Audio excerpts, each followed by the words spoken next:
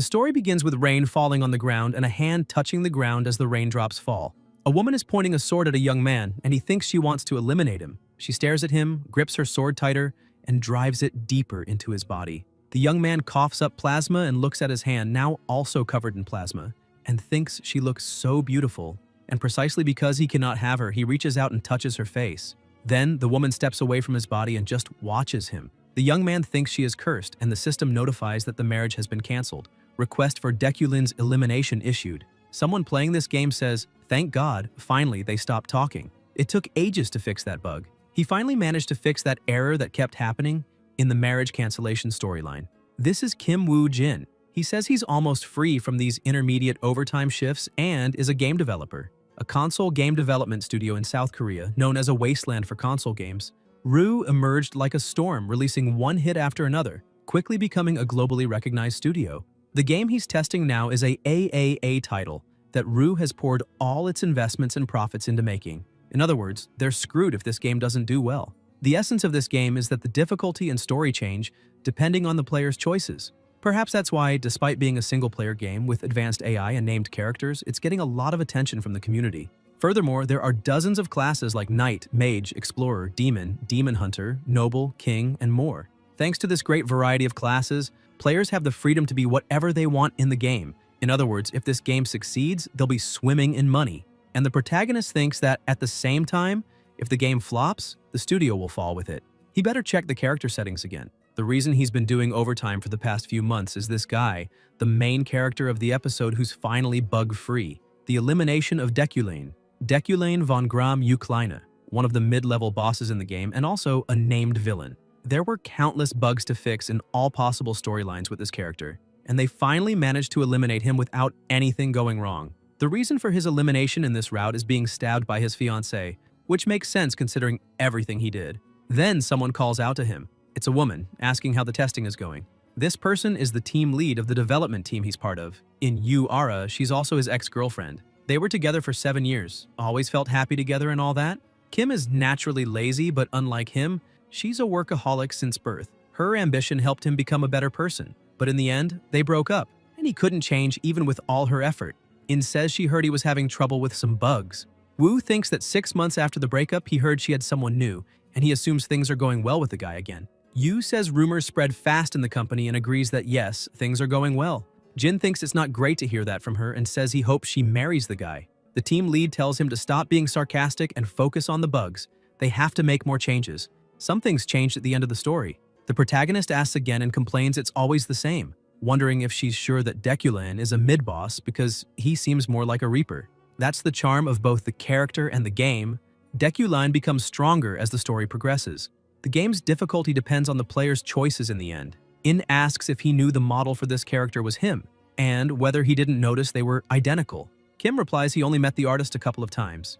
Yu says that's why she'll eliminate him as soon as she sees him in-game, because their personalities are similar too, and his last words were insulting her, calling her cursed, just like him. The team lead tells him to stop the nonsense and asks how the gameplay experience is going. Wu says the game itself is cool, but he doesn't like that the studio's fate is in his hands. Ara says he doesn't need to worry about that because he'll definitely do well. The gameplay trailer was a hit. Then Jin looks to the side and asks if that's her boyfriend over there. Says he's waiting for her. Yu says it's already that late. The protagonist asks what she's doing, tells her not to keep him waiting and to go to him. The team leader replies yes, that she's going and wishes him good luck. Kim says goodbye. Later that night, time passes, and Wu, still in the same place, says he's going to test Dekulane again. He says the artist went too far asking if they're really saying this guy is based on him, and notes that his stats are a mix of child prodigy and average mage. When he was a child, Dekulane was called a genius and placed on a pedestal, but he was like any other mage. Because of his arrogance and noble background, he ended up with the worst personality, and Wu wonders how he could even be considered human.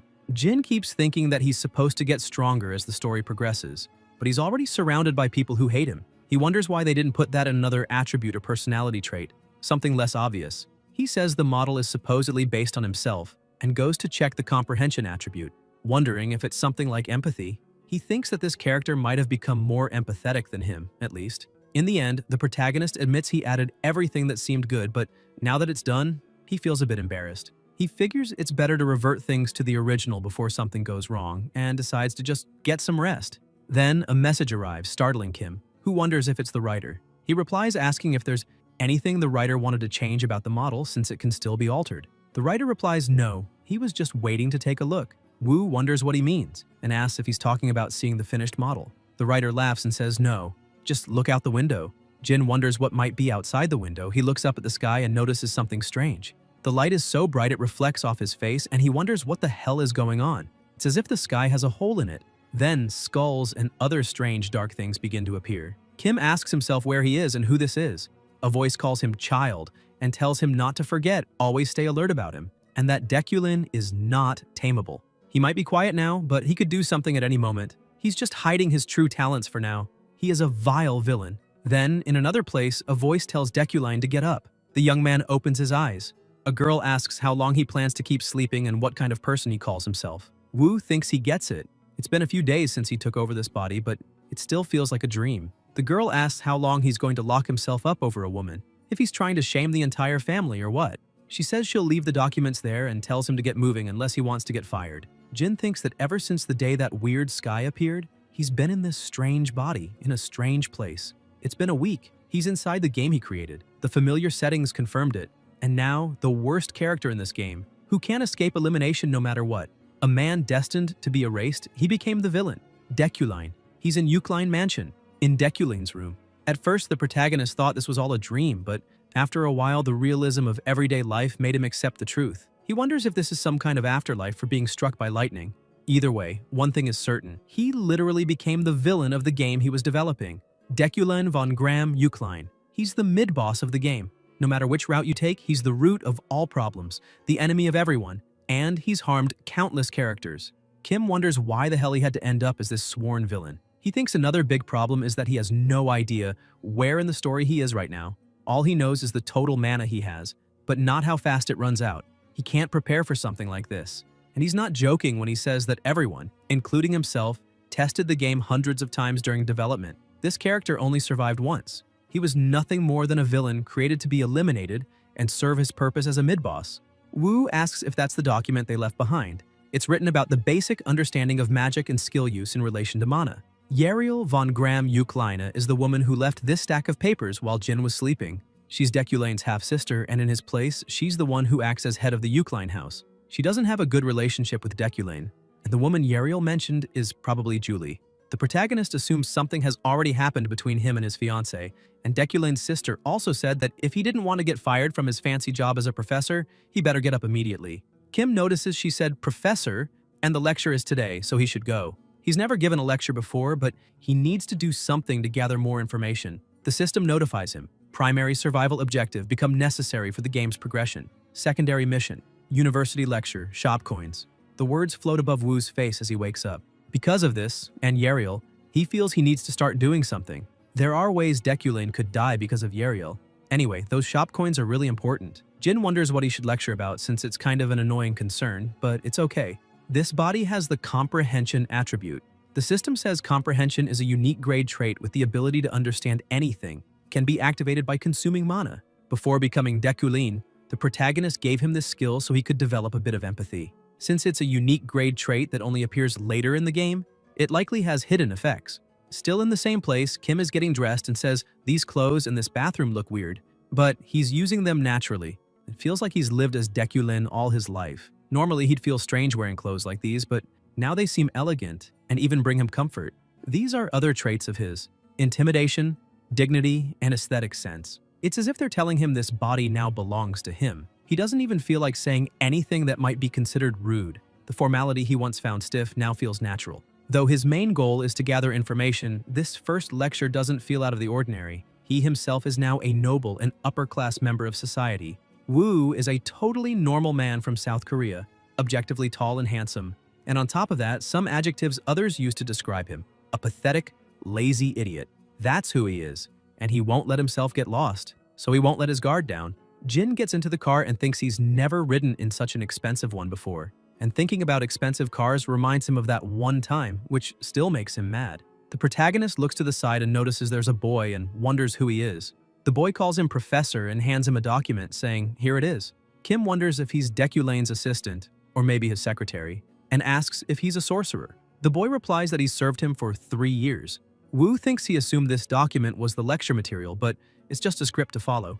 It contains all the necessary information for the lecture from beginning to end. He doesn't believe Deculine prepared this by himself. Considering how proud and untalented he is, this boy must have done all the work, and he says it was a good job. The boy looks confused. Jin tells him to rest a bit before they arrive, and the boy says, "Understood."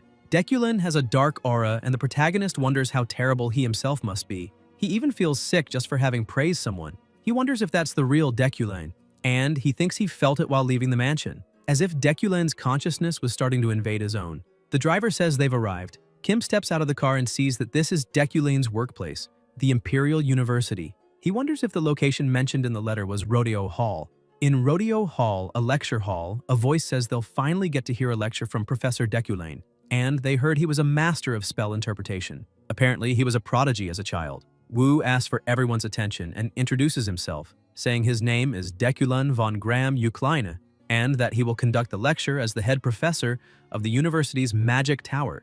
And now the lecture will begin. The girls are impressed and say he's handsome and smart too, and that's really cool. Someone annoyed wonders if that's really cool and thinks at least they've finally met. This is a girl who believes he is her father's sworn enemy and that Deculine is a damned bastard. 3 years ago, her father took his own life. After dedicating years to spell interpretation research, he took his life out of shock when his work was stolen. The person who stole it became publicly known as the genius of spell interpretation. And yes, she's talking about that damn Deculine, but there was nothing they could do. She lost everything after her father's death. She was once a noble, but lost not just her house, but her territory and all her possessions. In the end, they had nowhere to go. That was when she swore to herself that she would get revenge on that bastard. After that day, she worked tirelessly, day and night, until she was finally accepted into the Imperial University where Deculine taught. And she knows something no other student does. His interpretation skills are fake, all stolen from her father. After destroying her family, she wonders how he can be so indifferent while occupying the place that once belonged to her father. She wants to expose his lies and eliminate him right now, but she needs to hold back. She has to prepare better for the perfect revenge. The protagonist asks for everyone's attention and says the class is about to begin, requesting to be allowed to introduce himself. He is a veteran professor at the Magic Tower. As a monarch rank mage capable of commanding the elements, he was assigned as the special professor. And he's sure everyone already knows, but magic is largely divided into 3 properties and 9 categories. The properties are origin, the foundation of magic; elements, the physical composition; and material, the middle ground. The categories are summoning, spiritualism, destruction, support, manipulation, malleability, enchantment, harmony, and finally, specialization. What a mage needs for this. Kim thinks it's going better than expected. Not only is this his first class, but he's also teaching magic theory, a subject he's unfamiliar with, even though he's reading from a simple script he prepared beforehand. Yet it feels like he has a perfect understanding of the material. The traits of intimidation and dignity draw everyone's attention, while elitism prevents him from feeling nervous under all that pressure. Instead of being overwhelmed, he feels naturally in control. Deculine's traits actually make him a suitable educator. Wu continues by saying that mana has different applications depending on where it's stored in the body. Normally, mages store mana in the brain, where it's easier to visualize spells. Knights, on the other hand, store mana in the heart, the organ that sends energy throughout the body. And finally, the Dantian is the most suitable mana reservoir for everyone, since it's where the internal and external connect most deeply. What he's trying to say is simple. Hard work is important, but if talent isn't suitable, then careful choices and focus are also necessary. He thinks this is fitting advice for Deculine. After all, he wasn't actually that talented. Even though he has 3,375 mana, there's a named character with a starting mana of 30,000, giving advice he himself most needed. How ironic. He ends the class by saying that's all for today, and one last thing. He's worried about this final line and wonders if he should read it. Real Deculine wouldn't have. Jin asks if there are any questions. The students are silent. The protagonist thinks no one seems to have questions until someone calls out. It's the girl. She says a mysterious spell was found in the mage dormitory last night. Some people say it was the act of a demon, like the spell interpretation genius. Kim asks if she's really part of the Magic Tower. The girl asks why he's asking. Wu replies that if so, proper etiquette would be to state her affiliation first. He won't answer questions from a child who lacks good manners. Julie calls his name and Jin thinks there's nothing he can do. He just realized how much mana comprehension consumes. His mana is at 2005 3,375, He used 1,300 mana just to understand a simple script. Who knows how much it'll take to interpret a spell he's never seen? The other students laugh at her. Her attempt to stand out failed, and Julie asks for a moment. The tower mages are refusing to interpret it, saying the rumor is false, but she believes he can identify the category of this spell. She activates her magic and says she's formally requesting interpretation of the spell. His mana is at 363,375. The girl adds that some rookies stayed behind to analyze it but made no progress. If he could just give them a hint. The protagonist says it's a magic barrier and didn't even need to give a hint. It's a magic barrier in the enchantment category. Someone tried to trap them in it, that's all. The system notifies that the secondary mission is complete. Teach at the university. Later, in the university cafeteria, the girl eats and calls him a jerk, thinking she wanted to expose his fake interpretation skills with an unknown spell, and now wonders if instead he called her rude just because she forgot to say her name. She thinks maybe he was caught off guard. While trying to bluff his way out, he called it an enchantment spell. Enchantment spells are extremely complex, so they usually require an intermediary. She wonders how it could be an enchantment spell if there was no intermediary item. The girl thinks what she showed was an exact copy of the magic circle drawn in front of the dormitory doors. Although people were agitated about it at first, it ended up becoming research material for the rookies, and she says she knew he was a fraud, until someone calls her by name, Ephrine. The redhead says the magic circle from yesterday worked when they restructured the spell as a barrier. Ephrine looks surprised.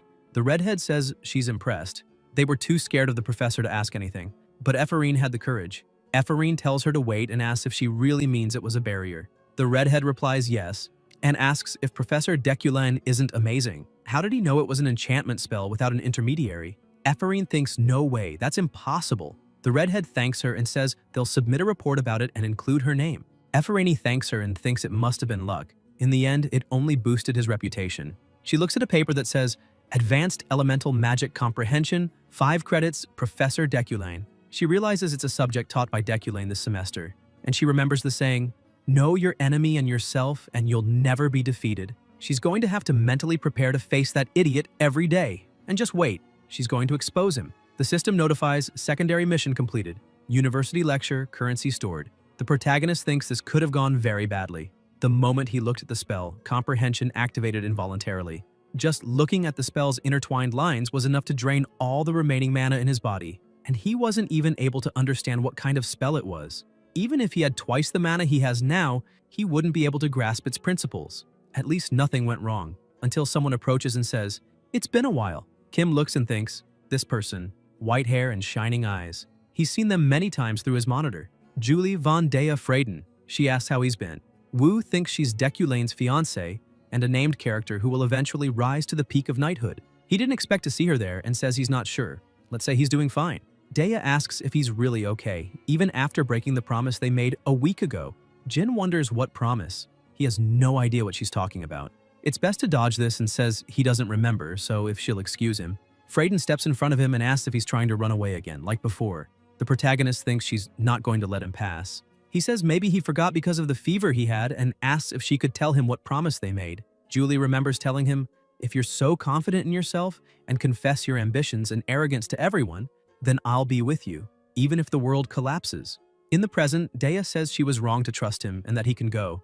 Kim looks at her and says, if you'll excuse me. He walks away. Freyden thinks her engagement to Deculin was out of convenience. She recalls someone saying that Deculin, a talented mage, and Julie, a skilled knight, together, their union would bring political and bloodline benefits. With the Euclines and Freydens, 2 noble families, there was no one who could oppose the marriage. Julie thought it was fine. This was for the good of the family, even if she didn't love him. However, both families eventually realized that his talent never existed in the first place.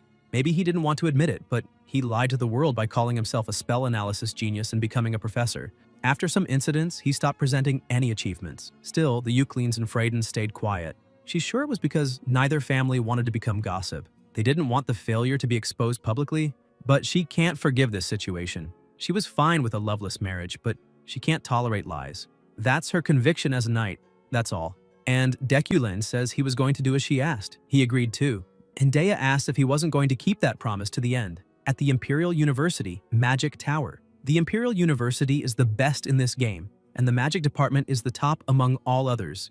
You could say that the equivalent of the Magic Department in Brazil would be the Engineering Department of USP, and the Magic Tower itself is USP. The protagonist thinks it looks nice, a wide field and a garden full of flowers. It reminds him of a campus in America. His teammates and he spent countless nights together trying to create this atmosphere. It would be really nice if he were experiencing this campus in someone else's body, until someone comes running toward Kim and bumps into him, knocking over the box and falling to the ground. It's the boy who apologizes and says he was in a rush to see his professor. Woo realizes this kid is the same one from before and thinks it might be an ambush, saying, "It's you. Your name was Zoro." The boy replies no, that he's Alan. Jin says he must have been mistaken. At Deculane's office, the protagonist asks if that's why Alan was in a hurry to see him. Alan replies yes, and that this is the sponsor list for the new mages of this year. The Magic Tower is similar to a real-world research lab, so money is needed for magic development. Professors at the tower sponsor new mages they deem worthy. Kim looks and wonders what this is, thinking the name is glowing in gold. He assumes it's because of Deculane's traits. The system notifies Filthy Rich Tycoon, a natural-born tycoon and exceptional financier with unparalleled intuition for profitable things. The more information provided, the more precise the intuition. Then Sharp Gaze, rare trait, the ability to visually perceive intuition, stats, mana points, and similar elements, mostly used in conjunction with other traits, not alone. Woo thinks this is definitely the combination of Filthy Rich Tycoon and Sharp Gaze. He assumes the person behind that name will bring in a lot of money. There are a few others like that, but she shines the brightest, Efferene Luna. The main name in this game, according to the devs responsible for her modeling, she lost her father because of Deculane. Jin looks and asks why Efferene doesn't have a sponsor. Alan replies that he thinks everyone is too scared. The protagonist says he understands and thinks that everyone is worried about what Deculane might do if they sponsor her. He also thinks she's talented enough to get into the Magic Tower even without attending the academy. However, this Efferene is Deculane's enemy, or rather, Deculane is her enemy. And if things go as they did in the game, he'll meet the same end again. The system notifies Villain's fate. The fate of the villain, the whole world calls for his elimination. However, what doesn't kill him only makes him stronger. In the game, Deculane is eliminated in countless ways. A sword to the heart, a wand to the head, poison in a wine glass, a terrorist bomb, whatever the method, his death is inevitable. And if he wants to live, he must make different choices. Choices the original Deculane never made. Kim writes on the sheet and hands it over, telling Alan to deliver these and borrow a few books he's about to note down before heading home. Alan says, "Goodbye, Professor," and leaves the office. Woo thinks he'll need a lot of money if he wants to survive.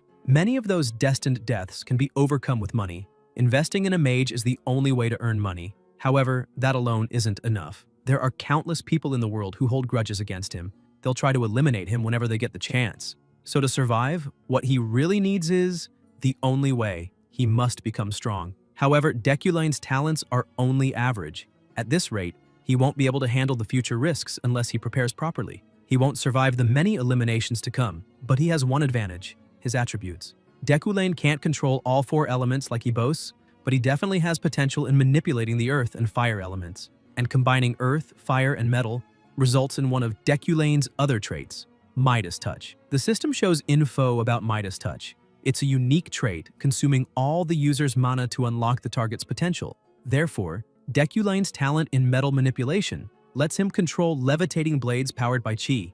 Jin thinks it sounds grand when they say chi-controlled levitating blades, but it's just basic telekinesis. Still, this is definitely not common in this world. What he lacks in raw power can be compensated by manipulating metal properties. But to realize all this, first, he needs to learn manipulation, how to control objects. And now he'll test it. He places his hand over a book and starts releasing mana, causing a large aura to surge around him, growing more powerful. The protagonist thinks the content and spells of basic telekinesis are flowing directly into his mind. Later, still in the same room, Kim notices an item and thinks, maybe now. He makes the item float without touching it and thinks that now that he has memorized the basics of telekinesis and no longer needs a spell to cast, he's experiencing something he had only seen in games like this. Even though this is just the basics, if it stays like this, he won't reach the level he wants even with high-rank telekinesis. He wonders what he should do. What if he engraves magic circles all over his body?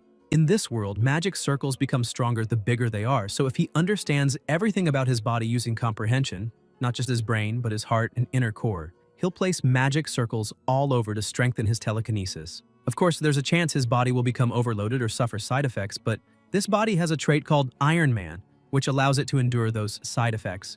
The system shows the Iron Man's skill, unique, with innate physical skills and attributes, and a body potential of the highest level. Wu thinks this is only possible for him in this world. His current mana level is 800, it should be enough for a taste. The pressure in the environment grows more intense. Strong winds blow and a loud noise is emitted. Jin thinks he feels a terrible pain. A pain that can't be compared. A pain that feels like all the bones in his body are being crushed and all his muscles torn. Still, he won't falter and won't make a sound. This is the elegance required to be a noble. Later, still in the office, his mana is at 3375th. The protagonist feels incredibly exhausted. He failed because he lacked mana, but he achieved something from it. He now has a magic circle on his shoulder. At this pace, it will take 2 weeks to cover his entire body. 1 month after Deculane's seminar, first day of class, university's magic tower. A voice says this is different from what the seniors said and asks if all his classes are like this. The sign says the professor wants to test their skills and to bring any result from this area overflowing with elements. The students comment that who would have guessed he'd just send them to study on their own and ask if they're supposed to do something with the elements. That's why they're outside, and where's Professor Deculane? Luna thinks it's obvious that this guy is irresponsible for making them study alone on the first day. What kind of idiot does that? Until a girl bumps into her. Ephraim gets irritated and looks back to see who it was, and is surprised to see that the girl is Sylvia von Josephine Ilad. The blonde stares at her, turns around, and walks away. Luna wonders if she didn't recognize her. Somewhere else, surrounded by stones, someone is using magic, and it's Ephraim, wondering what just happened, and thinking that if she's not mistaken, that girl must be from the Ilade family. 10 years ago, the Ilade family, fearing her and her father's potential, used troops to surround their mansion and threaten them, and she wonders how that girl doesn't remember her. Then, Luna notices the structure she was forming breaks and asks what happened, thinking it's as if the mana is being sucked somewhere. She looks to the side and sees Sylvia is using a large amount of mana and asks what she's doing, then realizes she's taking everything she gathered. Josephine ignores her, and Ephraim asks if she's deaf and wonders what's wrong with this girl and why she won't respond. She tells herself to wait and asks why she's pretending not to know her. She says she knew it. There's no way Sylvia doesn't know her after threatening her family and forcing her to give up magic, and asks if she's afraid she'll steal all the attention. Sylvia says she doesn't know her. Luna asks if she's looking down on her. Josephine says she doesn't know her, she only knows her father, that arrogant ex-noble, and heard he lost his life. Luna gets really angry and a bright light bursts. People look surprised. Elfarine releases her magic, causing a huge pressure in the area, and asks what Sylvia said, telling her to repeat it. Sylvia activates her shield. A huge explosion happens, causing a massive impact. Later, still in the same place, the smoke clears and voices ask what happened and if anyone is hurt. Luna is holding the blonde's hair and says she told her to repeat it and asks how she dares insult her father. Josephine tells her to let go. Elfarine says she's going to finish her until a voice asks what that is. Then they look and see an extremely powerful light. People are frightened and Luna asks if that's a void. She thinks that's where the manas collided earlier, and now it's sucking in everything nearby. People say it's going to explode and start running. Luna thinks no. If that really explodes, metal fragments will fly like bullets and everyone there will die. An explosion occurs. Elfarine uses her shield and wonders what that is. She realizes it's still and asks herself if it stopped. The protagonist is at the scene and Luna wonders when that guy arrived and why the fragments were frozen like that. Kim releases his energy, preventing them from attacking. The moment Deculane used telekinesis, there were exclamations everywhere. Since they were students learning magic, they couldn't help but admire the beauty of the magic. It was enchantment magic, and no one could deny how dazzling it was. Everything is frozen. Wu asks for everyone's attention, saying they will end today's class there. Everyone, except those who caused the commotion, must leave. Elfarine thinks she's screwed. In the interrogation room, someone approaches and says they arrived first. It's Retlan, professor of the Department of Spiritual Studies, who says that, as expected, those two show a level of dedication that serves as an example to all mages. Relin, professor of the Department of Support Studies, is also there. The president of the university's magic tower, Adeline Sigelian, welcomes both professors and apologizes for the sudden summons, but thanks them for coming so quickly. Retlin asks who it was, who dared lay hands on the young lady of the Illide family, and says that from what he heard it was a commoner who doesn't even attend the academy, just some nameless scum. But he also heard that Professor Deculane managed to resolve things before it turned into chaos. Relin says he heard the same and that it really is impressive. Jin thinks he's blatantly kissing up. All the professors there are skilled at navigating society, so the outcome of this disciplinary meeting is basically already decided. The daughter of the powerful Iladi family and the fallen noble who's practically a commoner, Ephraim, it's obvious who they'll support. So he needs to change the result of this disciplinary hearing. Since earlier he could already see the scarlet energy emanating from Luna. It's only visible to him because he has sharp vision, and it shows that the villain's fate has manifested. The system notifies about the skill, with the description that the fate of a villain is that the entire world wants their elimination, but what doesn't kill only makes stronger. If he can't change the result, his elimination draws near. Somewhere else, a voice announces that the disciplinary meeting between novice mages Ephraim and Sylvia will now begin. Retlan, irritated, asks how she dares cause a conflict within the school and says students could have been hurt if it weren't for Professor Deculain. A voice asks why she started the fight. Luna replies that she can't say. The voice is confused. Ephraim thinks that bastard must be watching from somewhere. He's the reason she can't say anything. Sylvia insulted her father and provoked her in a sly way, but she can't say that in front of him. Retlan asks what kind of joke this is, and if it's some kind of inferiority complex, and says she should have remembered the difference in status between her and Josephine, but ignored it. Now it's the other one's turn to speak. Sylvia says that during class she accidentally destroyed Luna's work, which led to an argument. The voice asks if Josephine didn't do it on purpose, and even so, Ephraim caused all that mess. And how does a nameless commoner dare behave like that? Does she have anger issues or something? Another voice says she should be expelled. They can't let such violent behavior slide. Luna thinks it's cold having to listen to all kinds of insults in a mere disciplinary hearing, and all the scolding is directed at her. She couldn't come up with a single excuse. There's no one to protect her. Everything feels so cold, and it's all that guy's fault, Deculain. Adeline says it seems the opinions are aligned and calls for Professor Deculain. As someone who is present, she would like to hear his view before concluding. The protagonist says that he, Deculain, speaks as the head professor of this tower and member of the disciplinary committee. Elfarine thinks it's over. Kim continues by asking if Sylvia believes she wasn't at fault in this incident, and asks again if she really thinks she had no responsibility. Retlan asks what he's saying. Wu says she could have definitely avoided the incident, but she didn't. Or maybe the skills everyone praises so much weren't enough. Sylvia replies that she's sorry, and honestly, she didn't block Luna's strike because she wanted her to get into more trouble. Luna is surprised and wonders why he's not questioning hers. But Josephine, since no matter what, the blame is clearly hers. Retlan says that even so, the attacker is the one at fault. Jin says that if he truly cares about context, then the blame is his.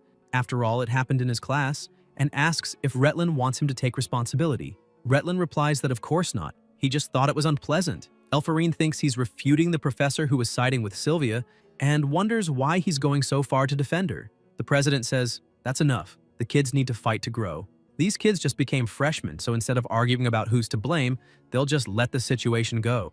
No disciplinary action will be taken, and both can leave. Luna is surprised and thinks she was prepared to be expelled. The Deculain she knows would definitely have expelled her, and wonders why.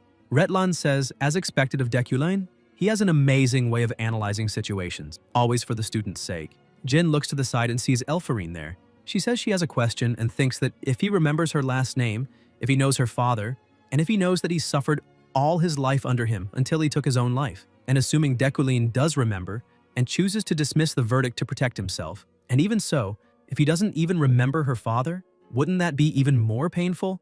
The protagonist says she doesn't need to ask, and not to waste her potential on things from the past. He walks away. Luna silently thinks she knew it. Deculain knows her and her father. If he didn't, he'd have no reason to help her. Deculain must have felt some sense of responsibility and decided to help. And she wonders if the reason he helped her before was out of pity. And that's a relief. So he didn't forget.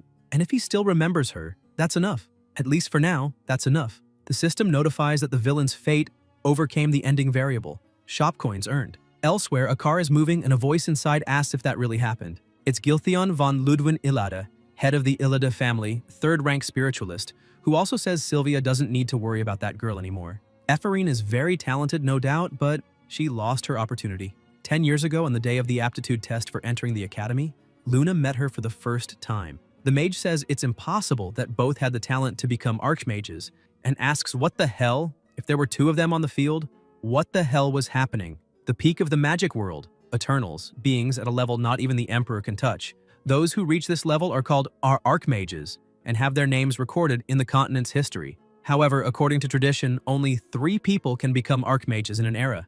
No matter the type or specialization, this is an unchanging rule for mages. At that time, aside from Demerkin's seat, 2 were empty. However, one of them was practically designated for Adeline, the president of the Magic Tower. In other words, herself, heir of the Illade family, and Ephraim, whose family was a collateral branch of theirs, should compete for the remaining seat. And she understood that even if her father didn't say it directly. That day, Sylvia was aware of the real reason the Elatis humiliated the Luna family. It was all because of her. They did it so she would become the Archmage instead of Ephorine, and becoming one is also her desire and destiny. She remembers Luna asking if she was afraid she'd catch up. She thinks no, she just had bad luck. Giltheon says that while she doesn't need to worry about that girl, she needs to be careful with Deculane. He's not just anyone. He may seem ordinary now, but he was once called a genius when he was young. From what they know, he could rise high before anyone expects it. Josephine thinks she knew that Professor Deculane had noticed her trap at that moment. She definitely erased Ephorine's mana. She set a trap so that when it came into contact with Ephorine's mana, it would trigger an explosion. It would have been a huge accident and Ephorine would have been in even more trouble. But Deculane noticed her plan immediately, even after checking if there was any trace of observation magic in the room. Still, he offered them a deal. Instead of blaming her, it was a threat she had no choice but to accept. She thought he was just an arrogant man with slightly above-average talent, and now she wonders what kind of man he really is. A few days later, at Deculane's mansion, a voice says it's Roy and asks if he's ready. The protagonist replies that he'll be down in a few seconds. Then the car moves. Kim is inside and thinks he made the right choice helping Ephorine. Thanks to that, he removed an elimination variable and earned shop coins. He didn't expect the student who asked the question to be Luna, but she was very hostile to Deculane at that time. Of course, Sylvia might hold a grudge against him for what happened, but he had no choice but to put out the fire at his feet. Leaving that aside, when it comes to social events, he'd rather avoid them. However, he can't pass up an opportunity to earn more shop coins. The system notifies a secondary mission to participate in the New Year Flower event and rewards shop coins. Wu thinks he needs at least 5 coins to access the shop, so he should check which named characters will be at the event. Then the car stops. Jin enters the venue and the servants welcome him. Everyone is there chatting. The protagonist observes them and thinks they all look like high-ranking nobles, and he's seeing a bunch of familiar named characters, especially Ehelm, whom he modeled himself. He made the right choice coming here. One man says, "Look who it is, Professor Deculane. His son is taking classes, and his name is..." People turn to him and say they've always wanted to meet him. Then they get entertained by Miss Ganesha, saying they read about her achievements in the Continental Journal. The man calls Deculane to join them for dinner and says his family is right there. Kim thinks he just heard someone say Ganesha a moment ago. Meeting her, someone who will leave a major mark in history even among adventurers, is the best thing he could do today. He wonders where she is since he heard her name somewhere nearby. Wu looks around until he spots the adventurer Ganesha, the 5th most powerful character at the start of the story. Jin walks, thinking he needs to hurry and talk to her, until someone approaches, saying so it really is who they think it is, Professor Deculane. The protagonist wonders why now. This is Ehelm von Garion Rewind, Imperial Exclusive Monarch rank mage, the 4th highest rank, who says it's impressive. Chief Professor Deculane remembers him, and it's an honor. It's been a while, and he asks how the research is going, saying it's early, but he heard some rumors. Kim asks what he's talking about. Ehelm says it's nothing big, just that the research made progress in 3 years. There are those who doubt his abilities. Wu thinks he's just provoking him. This guy was Deculane's partner at university. They were close, but after losing the chief professor position to Deculane, he started showing open envy and resentment. Maybe the original Deculane would have gotten angry, but to Wu, these provocations are meaningless. It's not like what he's saying is wrong, since the rumors Ehelm refers to are true. Jin looks to the side and realizes she's gone. Ganesha just vanished.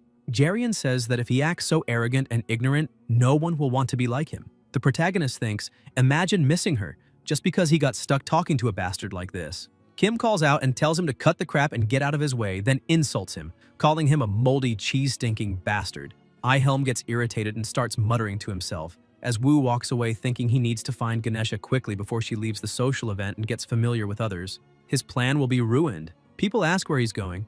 Jin sighs and says even if he gets rid of Ehelm, these bastards keep chasing him. That's why he hates social gatherings. Until someone calls him. The protagonist notices it's who he was looking for, Ganesha, who asks if they ran into each other or if he was looking for her. Kim thinks that by trying to escape those bastards, he went straight to her. But more importantly, he wonders when she and Deculane became acquainted. He says he just lost. The adventurer says she knew he was following her since it looked like he had something to say. She apologizes for that mission back then, but she returned the advance and cancellation fee and asks if he can let it go just this once. Wu thinks it seems they had a relationship based on commissions. Ganesha asks him to forgive her for not being able to bring those talented kids in magic as he requested. And it's not that she didn't bring them, she got attached, so she couldn't hand them over. Jin was wondering what she was talking about, but it seems Deculane was going to repeat something he's done for a long time, trying to compensate for his own shortcomings by using a talented child. The adventurer says she wants to ask him something. Until when is he going to keep living like that? The protagonist wonders, until when? He thinks that before possessing Deculane's body, he accepted sweet words from those who never helped, destroyed the trust of those around him, and hurt many for the sake of his own reputation. He answers that from now on, he'll live differently. Ganesha says she wasn't expecting that answer and thought he'd try to eliminate her, since he accepted the secret mission and then ran away. Kim says that's an exaggeration, and he wonders if he really tried to eliminate her, someone who was already a high-class fighter at this point, because that would mean he was truly ready to lose his life. The protagonist thinks he doesn't know much about the original Deculane, but Ganesha is capable of eliminating someone with just a flick of her hair. Her traits are an invincible body and mastery over all martial arts. She is a fighter and adventurer who has reached the peak of physical strength, and since he himself possessed Deculane, he probably can't send an eliminator after her. If he had, she would likely already be gone. That's a bit different from what he thought, but he's already achieved his goal at this social gathering, making connections. He has no further reason to stay, so he says he's leaving and tells her not to worry unnecessarily. The adventurer asks if he's really going already, and if everything's truly okay, and if there won't be any eliminator or elimination. Kim replies that doing that would be classless. Ganesha just watches him silently. Wu walks off thinking that with the Eucline family's power, as she said, he could use the Adventurers Guild to pressure Ganesha, but doing so could lead to unforeseen variables related to his elimination. The system notifies him of the villain's fate. Elimination variable avoided, and he earns shop coins. Jin is surprised. He thinks that before, these things used to be overcome and now they're being avoided, and he didn't even realize it, but that earlier conversation was also an elimination variable. He still can't feel comfortable anywhere there. Somewhere else, Rayleigh asks how long she plans to stay there. Julie replies she didn't even want to come in the first place. Rayleigh tells her to stop and let's go. Dea repeats she doesn't want to. Rayleigh stares at her and asks how things are going with that person from before. She means Professor Deculane. She was worried because of the rumors. Julie remembers him and replies that of course things aren't going well, and if she says that too loudly, someone might hear. That's when she notices something next to her. It's Deculane. The protagonist descends the stairs and walks outside. People ask if he's already leaving, the man who loves social events, and say he's leaving without even looking at his fiancée. Maybe it's because he doesn't have a good relationship with her. If that's the case, then the rumors must be true. Because Deculane left the social event earlier than usual that day, rumors spread that he did so because of a disagreement with his fiancée. But there's no way Kim could have known that. The system announces a completed side mission. Attend the social event, New Year's flowers, shop coin plus 0.5 comma. Current shop coins, 4.5. A week has passed since Wu attended the New Year's flower event. During that time, in addition to his daily memorization and basic telekinesis training, he felt his stamina was lacking, so he began working out. The reason? He almost died after doing something reckless. A few days ago, Jin was coughing up plasma and said that if he were a mage, he would have died, asking if Wu survived thanks to his Iron Man trait. However, after meeting Ganesha the other day, Wu wished for more strength, so he engraved fire control in addition to his existing telekinesis, all to strengthen his metal manipulation. The purpose of this was to transfer the essence of a spell into his telekinesis, allowing it to grow stronger faster by reducing the time needed to learn magic. On the other hand, it's extremely dangerous. After realizing the unnecessary stress it put on his body, he decided he needed to train physically. In the present, the protagonist thinks that, as a result, he has reinstated a morning routine, until he realizes it's time to go to work. In Professor Deculane's office, someone hands him a document saying a declaration has arrived from the Magic Tower. The sender is the Professor Qualification Committee of the Magic Tower, informing him about an audit hearing scheduled for 6 months from now, regarding progress on the current research he's conducting. Until then, they'd like him to prepare the relevant documents. Kim walks and thinks that if an audit is being held, it probably means Deculane's research had been stalled long before he took over his body. That's a disadvantageous situation for him. Deculane in the game was always a professor. It's possible one of the mission prerequisites is to be a professor, so losing that title would be like losing all hope of returning. Wu stops and thinks that in that case, he needs to find something, anything, in Deculane's lab. He opens the door and it's a complete mess. Jin thinks it looks like no one has been there for quite some time. If Deculane had been coming and going, there's no way it would be this messy. Then the protagonist notices something. He sees that a particular pile of trash looks unusual and wonders if it's hiding something. He doesn't know whose fault it is, but there wouldn't be a better way to stop Deculane. Luckily, he learned telekinetic manipulation. Kim tries to move the goo and grabs a book. He opens it and says, it looks like Deculane encrypted all the research results so they wouldn't be stolen, but it's useless. Until a light is emitted and a powerful energy is released. Wu thinks that this golden light is far too powerful. It seems the research itself was simply amazing, if what he's seeing through the combination of sweet sight and wealth magnate shines this brightly. However, the research is incomplete. It's torn with blank sections, and even the logic on this part is totally wrong. Still, the research is impressive enough to make the wealth magnate react. He wonders if the name of that child was Elfarine Luna, because now he understands. It seems that while Efarine's father was working as a researcher for Deculane, he made a desperate attempt to hide it. The hatred the Luna family's mages hold toward Deculane is clearly because of that. Effarine had a brutal life. Jin crumples the paper and says, not to worry, he'll complete the research through comprehension. And if he manages to fill in the blank spaces that way, he intends to add a name to that paper. And of course, as the author, he also needs achievements, so he can't put just his own name. At the university campus cafe, Light and Coffee, a voice asks if she gets it, saying that as commoners, they have to stick together. The redhead says there are only 30 commoners in their class. If they don't work together, they'll end up suffering one day. She asks if Effarine agrees. Luna stays silent, thinking she herself is a noble. But it's fine.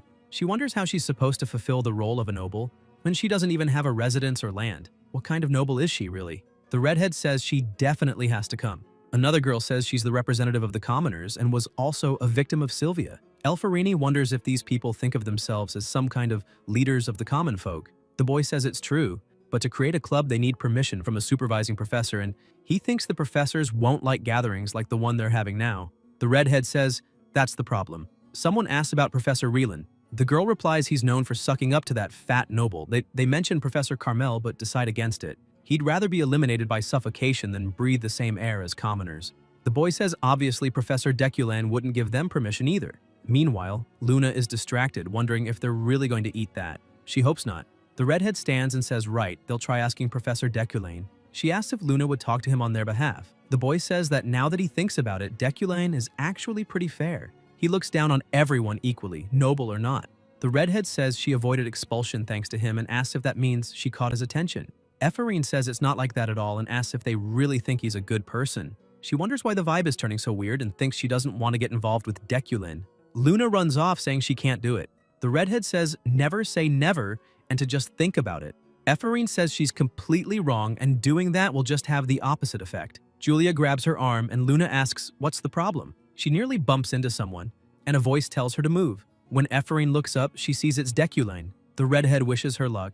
Luna wonders when she even got there and calls her a coward. The protagonist walks off. Luna calls out to him and shows him a paper, saying she wants to form a club and needs a signature, thinking whatever. She continues, saying she won't bother him anymore and was just concerned since he seems not to approve of clubs with commoners. She thinks she doesn't want to get involved with this guy, but the redhead was right. She remembers them saying that professors definitely wouldn't cooperate with them, so it's better to get this over with herself than be pestered about it. Effarine decides she'll just try. Kim takes the paper and signs it, telling her to send the details to his office later. He hands the sheet back, and Luna takes it, saying it's fine. She wonders if he really signed it, if Deculane actually agreed to this. The redhead walks up and asks if she really got his signature, saying she didn't expect that. Meanwhile, Effarine is distracted, wondering why. She thinks it was the same with the disciplinary committee. Why is he being so kind to her? In the classroom, the professor says that today's lesson is about understanding pure elements. As they know, elements are the foundation of all magic. However, many mages still don't understand the differences between magical categories and pure elements. Luna watches him and wonders, is this guilt? Or maybe sympathy? She thinks that even though he's being kind to her now, he's the one who led her father to ruin. It feels completely fake. And if he really thinks he did something wrong, then he should show his true face to the world and reflect on it. Until a voice asks if she's okay. It's Julia, who also says she doesn't look well and tells her not to worry about those guys. They're all talk and nothing more. Effarine wonders what the hell she's even talking about. The nobles start asking what that worm is doing there, why she's looking in that direction, and say it's disgusting. Luna thinks she really became the common enemy of the nobles after those incidents. She tells her partner that it's fine, that they're always like that, and they should just focus on class. Jin is still explaining, talking about the magical circles they've used so far, saying that each movement also has a meaning, and someone thinks they've heard Deculane's classes are different. The protagonist releases magic in his hand and says this ignition spell can change color by adding 2 movements to the circle. That's because those 2 movements decide the flame's color. He summons a book and says that's what they'll learn today, fluid fire. Effarine's thoughts weren't wrong. Originally, Deculane's classes were just a way for him to show off his professor status. Now, Kim's classes were beautiful recreations using mana. Creative explanations from elite understanding, it shocked the debutantes in the room, as well as Sylvia, who had lost the joy of learning due to her genius talents. Wu says that, as they all know, this magical circle is for summoning water, but if they combine it with the fire circle, it becomes this. He releases the magic to show. People look surprised when they see the flame, commenting that it really is flowing. The fire is flowing like water. Josephine thinks it's hopeless. She didn't know his classes were so theoretical. Most genius mages use intuition to cast spells, so theory becomes something disposable. If all mages prioritize theory, they'd all be on the same page. That makes sense. If you focus too much on theory, there's little time left to learn magic. Trying to understand all magic through theory is inefficient and gets in the way of training. That's the paradox of magic. To become elite, you need good intuition, but elites can't explain intuition. Sylvia keeps thinking that for someone whose genius is currently being questioned by the public, teaching such a theory-heavy class is practically impossible. Somewhere else, a voice says this was completely different from the rumors. In the Magic Tower dormitory, Luna says she's never paid so much attention in class before. She looks to the side at her door, which is covered in nasty messages about commoners, and wonders how long these stupid pranks will continue. She says it's been getting worse ever since that incident with Sylvia. Then, Efraini notices a letter under the door and asks if it's a sponsorship certificate, saying she almost fell for it. No way that's real. She wonders who would sponsor her when she's hated by both the Elad and Deculain families. She says actually this is good. She can report it as fake and get a reward. At the Magical Administration office, she leaves and realizes it's real. Remembering when she took it there and the secretary told her it wasn't fake, that the seal was genuine. Luna couldn't believe it at the time. Now she's super excited, pinching herself over and over, saying, this will definitely wake her up. Ephraim looks around, wondering if anyone saw her. Somewhere else, Luna thinks if people find out she has 100,000 Elne, it's best to prepare an emergency bag just in case something happens. And she shouldn't have gone to the Magic Administration office. She says the staff lady gave her a weird look. Maybe she's after her money too. She should have been more careful, then she accidentally bumps her head and says it hurts, and she still hasn't woken up. Ephraim's eyes fill with tears. She's moved that someone recognized her talents. She says there's still kindness in the world and that she'll get herself together and try a bit harder. At the Ukline family mansion, a voice asks if it's really true. The servant replies yes, that just now he went to the Schanzenjewel auction. He should have arrived by now. Yariel says he spent 10 million Elni last year and asks what kind of disaster he plans to cause this year. If he causes more trouble, she won't forgive him. A car stops in the city of Luton at the auction. The protagonist walks inside thinking he'll finally be able to buy something he's been looking for. During the first time he used telekinesis as his main magic, he realized he needed metal to compensate for his lack of talent. The precious item he has now is made of wood steel, but it's just a temporary solution. In the VIP waiting room, Kim enters and thinks that what he really needs will be available at today's auction. Then he notices someone ahead. It's his fiancée. He thinks he didn't expect this. Julie stands up and walks to him, saying she hopes he's been well. Wu thinks that just imagining he'd run into her here. Dea says she heard he sent 2 young mages to the disciplinary committee this time. Jin says that news is already old and asks what the problem is, and if she's going to try to blame him for that too. Julie replies that they're novices, and asks if he intends to crush the dreams of newcomers, saying his sins will come back to haunt him someday, and that he must not repeat the same mistakes he made in the past. That is the last piece of advice she'll offer. The protagonist thinks those were the final words she gave him. She intends to end the relationship she had with Deculain, and that's good, because he prefers it that way too, no matter how beautiful she is, and he doesn't want to get married. Something he didn't even do in the real world for such a petty reason. And around her, there are many elimination variables, including herself. If she makes a mistake, she could even lose her life on the wedding day. Julie turns her back and walks away. Kim thinks the Dea he knows isn't the type to attend auctions and wonders why she's there. He asks if she came to the auction house just to say that. Julie immediately turns around, irritated, shouting that he's arrogant. And of course she didn't come looking for him. She came because she needs something, and she's serious. She's really looking for something. Wu says he gets it and tells her to calm down. One explanation would have been enough. He thinks she's so cute. It's the first time he's seen her like that. Then he feels something strange and wonders what these emotions are that he's feeling, since he just thought about how dangerous it is to get close to her. He wonders if he's being influenced by Deculain's emotions, and thinks he's been careful not to have his personality corrupted. A voice announces to all visitors of the auction that it will begin shortly. Jin thinks no. It's not like his heart races when he sees her. He's overthinking. He sits down. The host says they're presenting the first item, an Eastern vase, and to admire its elegant curves crafted by an artisan from the Far East. The vase emits a powerful light, and the protagonist notices it's the same light he saw when looking at Ephraim's documents. It's wealth. Moreover, the light is growing stronger, and if that's the case, the host starts announcing bids. Kim releases his magic toward the vase and notices that even with the rising price, the vase hasn't lost its glow. That means it's worth far more, and he has enough in the bank, so maybe it's not such a bad investment. His current balance is 205,238,039 eln. The host continues selling items. The Ring of Riferin was sold to guest 777 for 3 million elne. Lucho's scissors went for 2.1 million elna to guest 777. The ancient rune necklace was sold for 4.3 million elni to guest 777. And again, guest 777 takes the item for 5.5 million. People are impressed and say that number 777 is buying everything and ask if it's Professor Deculain. Julie sighs and thinks he's pathetic, desperate for attention even in a place like this. They're just too different, and she can't believe he spent so much money for a moment of vanity. She doesn't understand why he doesn't appreciate the beauty of humanity and modesty. They'll just leave him alone. All she needs is the winter flame. The host says that now comes the final item of the auction. Many seek it, but it's nearly impossible to find. It's a mineral used to forge countless magnificent swords throughout the Empire's history. Nature's magic, the winter flame, the famous snowflame stone. They all immediately show interest. The snowflame stone is one of the 10 rarest minerals in the world, usually used to forge swords or other weapons. As the name implies, it's a rare and paradoxical item that contains both fire and ice energy. The only superior materials for forging swords are legendary items made with dragon bones. So the snowflame stone is effectively the best ingredient he can get. He'll make sure to obtain it. The host starts the bidding, number 1089, 30 million elni, and asks if there's anyone else. Then the item goes to Dea. Thinks it's great that she got it, until the host says number 777 offers 31 million. Julie thinks she's heard that number so much today she can't ignore what he's doing and wonders why he's doing this. Deculain. Number 1089 offers 32 million and 777 offers 33 million. An old man says he's trying to buy the snowflame stone used to forge swords. It must be a gift for his fiancée. But if it were just a gift, he could have let her buy it. He must really love her. Until the protagonist realizes he's been competing with his ex-fiancée and thinks the snowstone is something she would also be interested in. And if he takes it, she might actually hold a grudge against him, but he also needs it.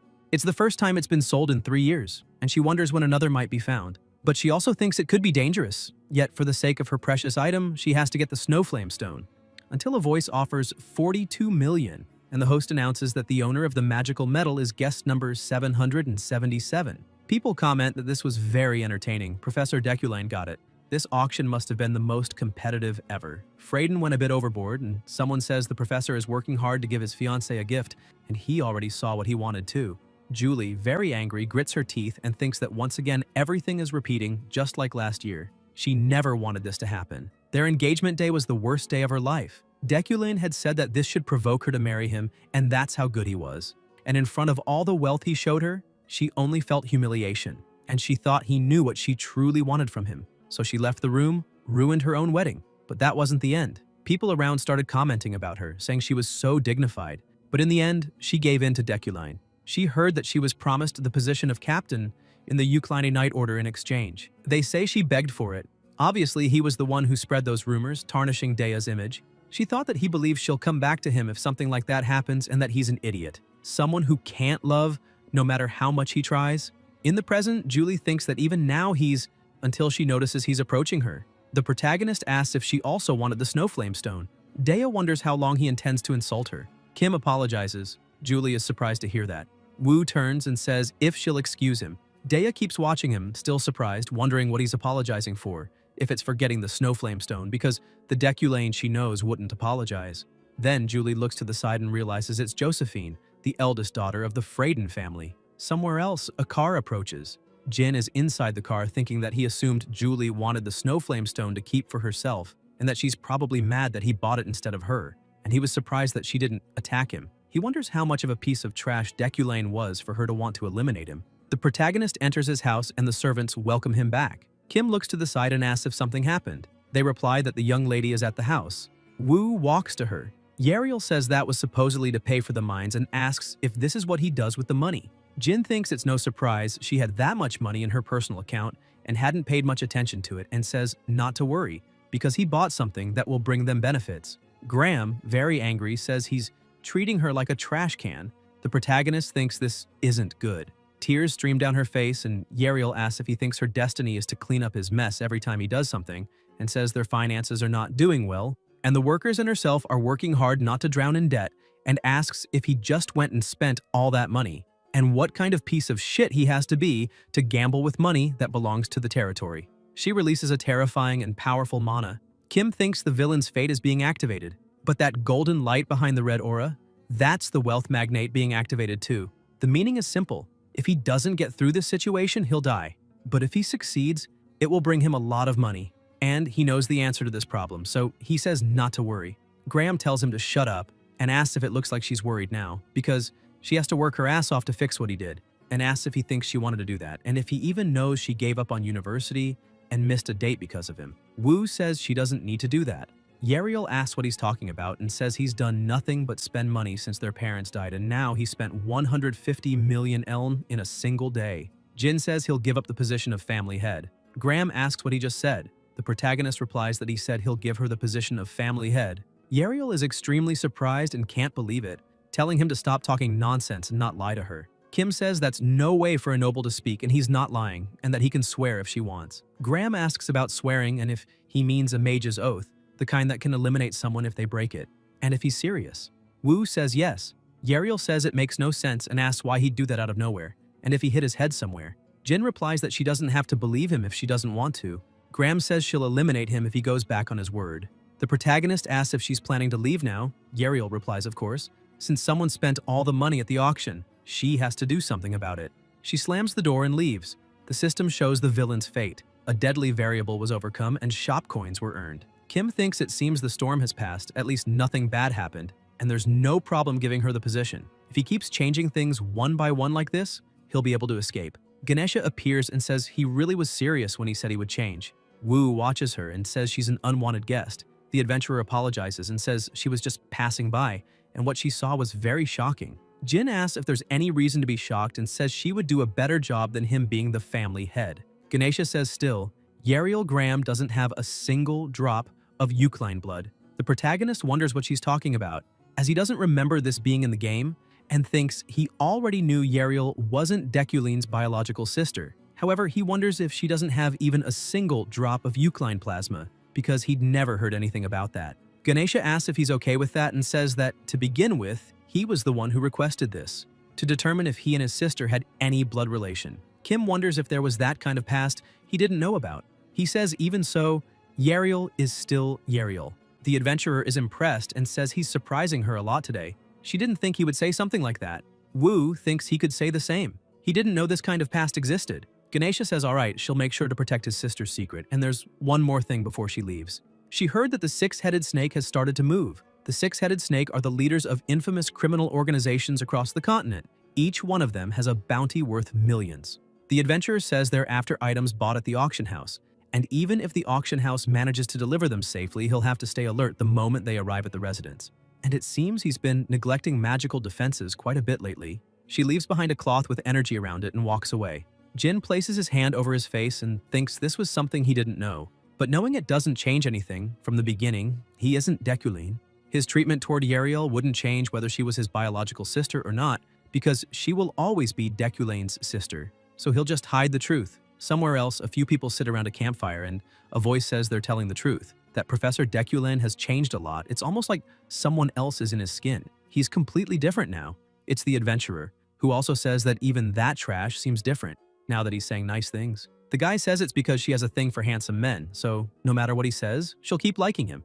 Ganesha says then maybe she'll smash them for being ugly. The guy says his grandma told him he's handsome. The adventurer says then maybe some good-looking guy was walking behind him at the time. Rayleigh asks if she's saying Deculine has a human side now. Ganesha says they won't need to keep observing Deculine anymore and wanted to ask him if he's still looking for a magic scribe, but that doesn't seem to be the case anymore. She calls them back and also says that everything they heard today is a secret. They better stay quiet about all of this. They're inside a magic circle. They teleport immediately. The next day, Imperial University. The protagonist is looking at the system shop, which shows the upgrade in mana quality. The character's innate mana quality will be improved, and both mana potency and efficiency will slightly increase.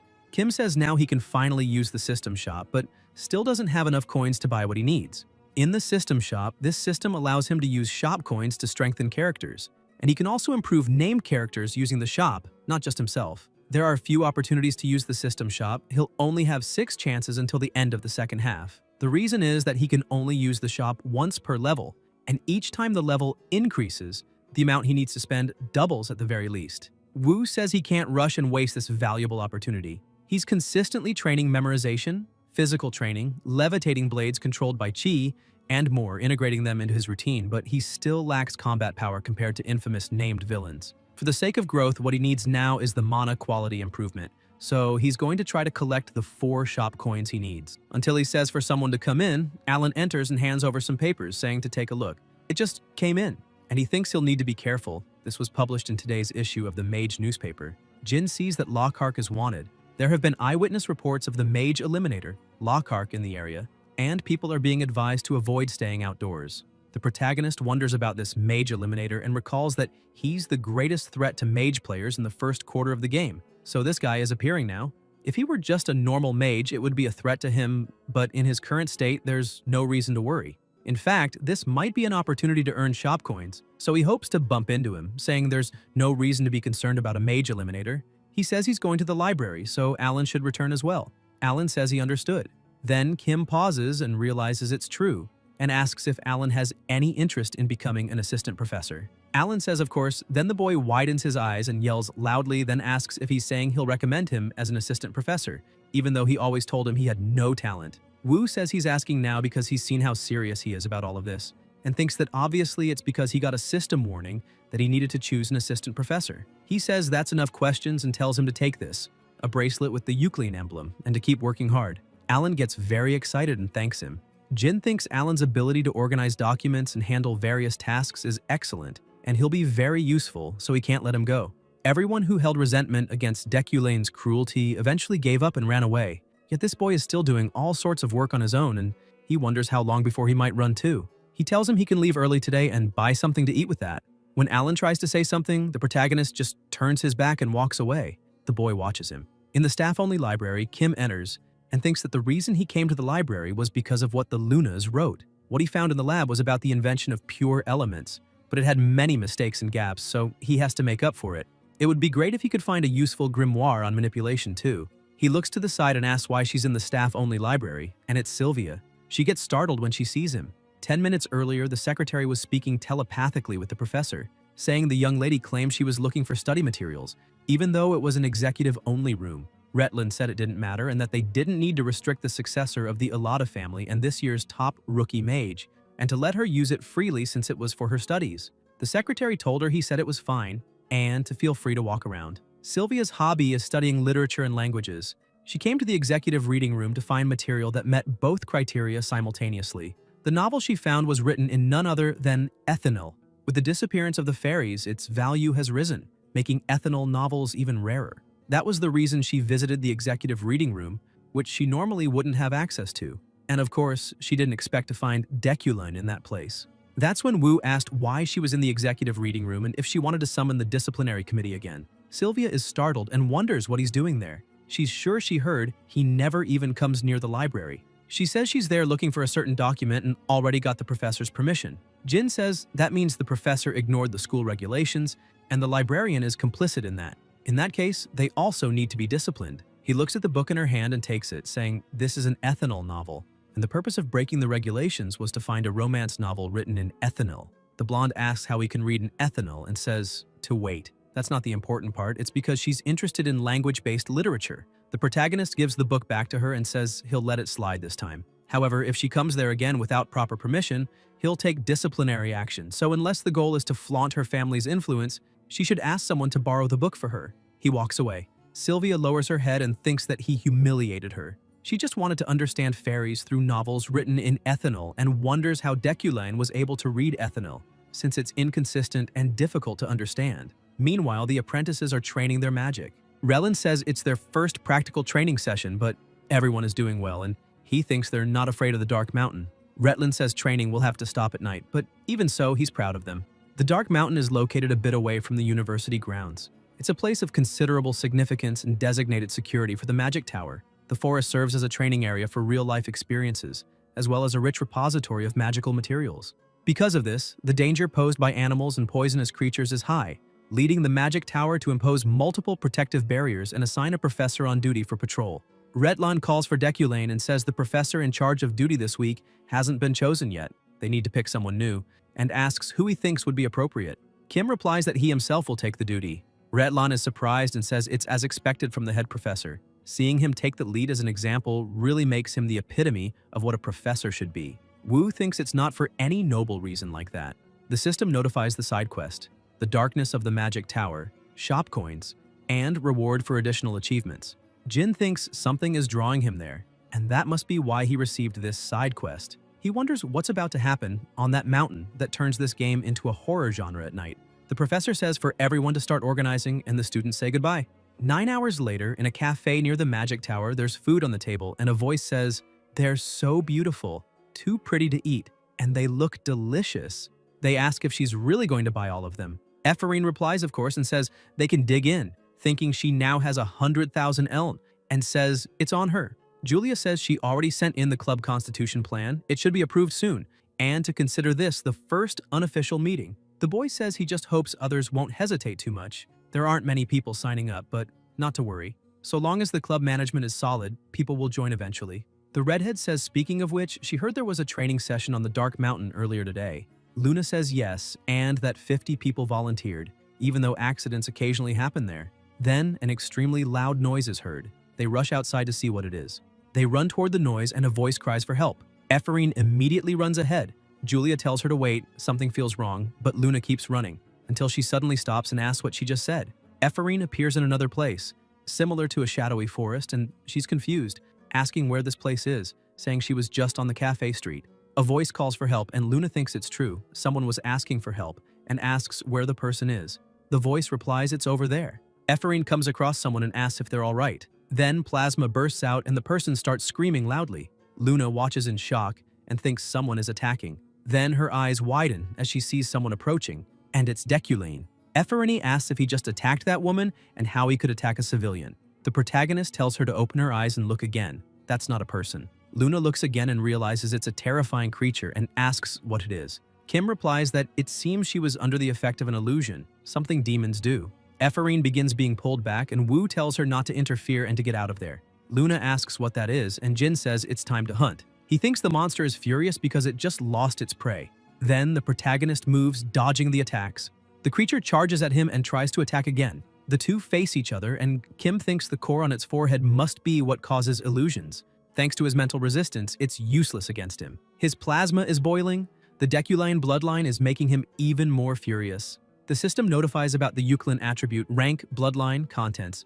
It's a lineage with exceptional power to subjugate demons. When facing demons, or in areas with high concentrations of demonic energy, he can purify the surrounding mana using his own. It's purified mana that increases in quality by 1 rank. However, he will become more aggressive. Hostility against demons, the renowned legacy of the Eucalanes, known for hunting demons since ancient times, now manifesting in Deculane as well. He will never let the demon before him survive. Wu stares with a terrifying gaze as the beast charges.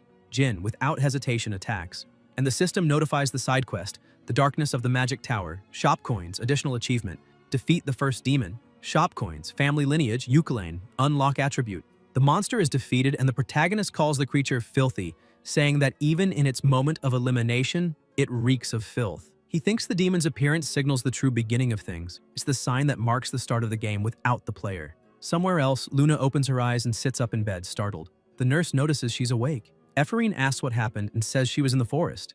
The nurse says she probably doesn't remember. Last night, a demon appeared on the Mountain of Darkness and she was under its spell and fainted. Later, she was found and brought to the clinic. The Mountain of Darkness was closed off because of that demon, and the magic tower is investigating everything. By the way, it was Professor Deculane who saved her. Luna thinks, not him again. She asks what day it is. The nurse replies that it's been 36 hours since she arrived. Ephraim says that means it's Wednesday, and to wait if it's Wednesday. She screams that she's late. Somewhere else, people widen their eyes. Luna is panting and says she barely made it. Julia calls her and asks if she's okay, saying she went to see her at the clinic, but she wasn't awake. Ephraim replies that she's fine, actually in the best shape possible since she slept a lot. She asks what's going on and if she missed some kind of announcement about today's class.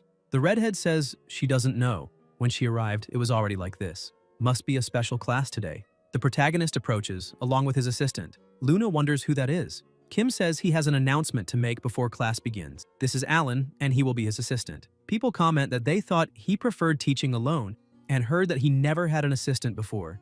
Becoming a teaching assistant allows one to build a resume through professor evaluations. There's no way Professor Decoulain would just allow that. Ephorine thinks that makes sense. That was also the reason her father remained a researcher for 30 years. He never managed to become an assistant. She wonders why Decoulain suddenly accepted a mage he'd never even seen before as his assistant. Wu says today's class will be experiential learning, and they must solve the assigned task within 3 hours. Alan begins handing out timers.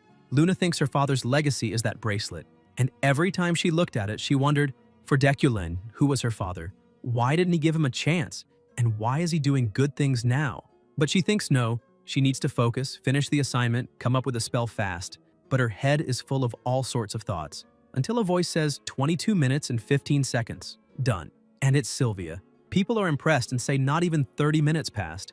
Jin observes her and says it's perfect, she may leave. The blonde stands up, looks to the side, and sees that Ephorine is struggling. She smiles, and Luna grits her teeth, thinking she has to finish too. Later, Julia and Lahine also finish. The students start standing up and leaving as they complete the task. They comment that the 3 hours have already passed. Ephorine is left alone in the room, thinking she's screwed, trying to think of something. Not only was she worse than that idiot Sylvia, she was the only one who failed by the end of class. She wonders why she's like this. If she really is an idiot who can't even do something simple like this. She thinks she just didn't know. And revenge. Nothing like that, and she didn't even go to the academy. There's no way to compete. A voice says it's been 5 hours and 47 minutes. It's the protagonist asking how long she's going to make him wait. Luna is startled to see that it's Decoulain and wonders if he's still there. Kim says she had a breakdown over an easy assignment and couldn't make it in time. Ephorine apologizes. Wu says that even if someone laughs at her, even if someone is ahead of her, even if the person she hates most is in front of her, she must always maintain a cold and logical mindset, because she will never reach his level with such a weak mind. He says he's disappointed. He thought she was more than this. He leaves the room. Luna lowers her head, looks at the clock, and sits down, remembering him saying he thought she was more than this. Ephorine clenches her fist and asks what's the problem. She begins releasing magic and says she can do this. Even if someone like him is disappointed in her, plasma drips from her nose, and as she continues releasing her energy, she says she'll do it no matter what it takes. Jin thinks this much isn't a problem. He spent 6 hours on Ephorine, but it was a necessary cost. The reason he needs her to grow is for what's coming. Because of the demon that appeared on the Mountain of Darkness, he realized the main quest is about to begin. As soon as the era of overwhelming evil begins, named characters with a good alignment will appear in the main quest, and among them, the strongest will be Ephorine. At the moment, she doesn't have the mental fortitude or the sensitivity of a mage, but once she overcomes that, her growth will be overwhelming. Of course, that growth could be dangerous for himself, but he won't let that happen. Destiny is nothing more than a religion for those who don't make an effort. He believes only in himself. Decoulain's personality would hardly allow a debutante to become as strong as he is. Luna opens the classroom door and walks out. The protagonist watches her from a distance and enters the room, coming across her completed assignment. He smiles, saying 6 hours, 25 minutes. Task complete. He writes that she perfectly demonstrates the innate flaws of a graduate who didn't attend the academy. However, the quality of these results is worthy of competing for first place. The system notifies that the side quest is complete. Kim thinks now that she's back, he'll return to his residence. Someone calls out to him and says, it's been a while. Wu realizes it's Zeit and wonders what he's doing there. Zeit von Bruggen-Freiden is the current head of the Freiden family, Julie's older brother, and the one who most insisted on the engagement between Decoulain and Julie. More importantly, he ranks above Ganesha in initial combat power in 3rd place. He's a named character famous for his tremendous combat strength. Jin wonders why someone like him would be looking for him. Could it be because of Julie's Snowflame Stone? If so, this could be one of those elimination variable scenarios, and he thinks he has no countermeasure against this monster right now. Zeit says it's a pleasure to see him there, and that he heard recently that he and his sister haven't been seeing each other much, so he got worried. The protagonist asks if that's really the case. Bruggen says he's planning to schedule a dinner this week and asks if that's okay with him. Kim thinks luckily he still seems friendly, at least for now, and says he doesn't mind. Zeit puts a hand on his shoulder and says that was a quick decision, and he likes that. He prepared the menu to suit his taste, so he'll be waiting for him there, and since he organized everything himself, he'll take full responsibility. So they'll meet there. Bruggen walks away, and Wu thinks he didn't even give him the chance to refuse, and no, he actually made it so he couldn't refuse. Zeit places his house above all else, and who knows what would happen if anyone interfered with his plans. Doesn't look like he'll be able to cancel this meeting. The next day at the Freiden residence, a voice shouts that she doesn't want to, and another asks why she's so against it. It's Julie saying they hate each other. Besides, she's busy training the knights and doesn't have time to meet him. Bruggen asks if it's just because the Snowflame Stone was taken from her. Dea asks, taken how? and says seriously that it's not because of that. Someone watches them argue. Zeit asks why he would buy metal only useful for making a weapon if it weren't for her. Julie replies that if he gives her a sword as a gift, she'll immediately break off the engagement. Bruggen grits his teeth, releasing a dark energy, and tells her to think carefully. He reminds her that he told her the other day doing this would be foolish. Dea says she's sure she already told him that there's no room for emotions in politics. Zeit says that as far as he knows, there's no man who loves her, and asks if there's someone she's interested in. Julie replies that there's no one like that. Bruggen asks if she's worried about Deculine's background, but Dea says it has nothing to do with it.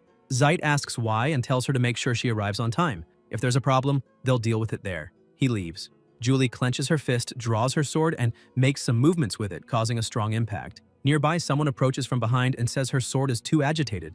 Dea realizes it's Veron, her subordinate. Julie apologizes, saying she showed a disgraceful side of herself. Veron says not at all. He understands, and for starters, he doesn't believe that abominable man is worthy of her. The current family head is forcing her to marry him. Dea interrupts and says, "That's enough. It's not a knight's place to speak ill of his lord behind his back." She stares at him and tells him not to dirty his hands for her. She's fine. The subordinate looks at her and says he understands. Julie walks off, saying she's heading out and to get ready. Veron watches her walk away and thinks that he's finally found the answer to his anguish and suffering, a way to prove his loyalty as a vassal. It's something only he can do, and he will make her happy. In Bercht, during the Elders' Assembly, a voice says, a demon is said to have appeared in the Dark Mountains, and, to begin with, magical creation was used with mystical arts to defeat the demon. Since demons have appeared, they must take action and send letters to the 12 sorcerers to answer Bercht's call. Elsewhere, another voice says he's finally finished organizing the items he bought at the auction. He'll only equip the Rhyphoran ring that helps recover mana and the ancient rune necklace that stores mana, and he'll lock the rest in a vault, as Ganesha suggested, so he doesn't need to worry about any thieves. It's the protagonist who also thinks there's still a problem. The most important item isn't what he thought. Even though he didn't expect to be able to use the Snowflame Stone immediately, he didn't expect it wouldn't move at all no matter what he did, not even telekinesis. He wonders if the Snowflame Stone is resisting his magic. It was very expensive in the game, so he could only admire it, which means he doesn't know how to use it. Even melting it should allow for telekinesis to work. Then Kim realizes something and remembers reading in the library that a famous sword must be tamed, a process known as communication. He wonders if it means understanding the sword itself. He places his hand on the stone, exerts force while channeling his energy into it. Wu removes his hand and the system notifies him. Comprehension 0.1%, comma, mana 1,357, 3,357ths, plus 300. Jin realizes he spent 2,000 mana for just 0.1% comprehension. At this rate, it'll take at least a year. He wonders if this is the best he can do for now. He also realizes it's almost time to get ready to leave. He looks at the calendar and remembers the dinner that Zir arranged for him is tonight. He stands still and thinks there's an event scheduled for 3 days from now, an event marked before he possessed this body, the anniversary of completion. Later, at Von Michel restaurant, Bruggen thanks him for being there and says his sister left earlier and should be waiting inside. As they enter, Zeit says she looks stunning dressed like that. Julie is seated and waiting.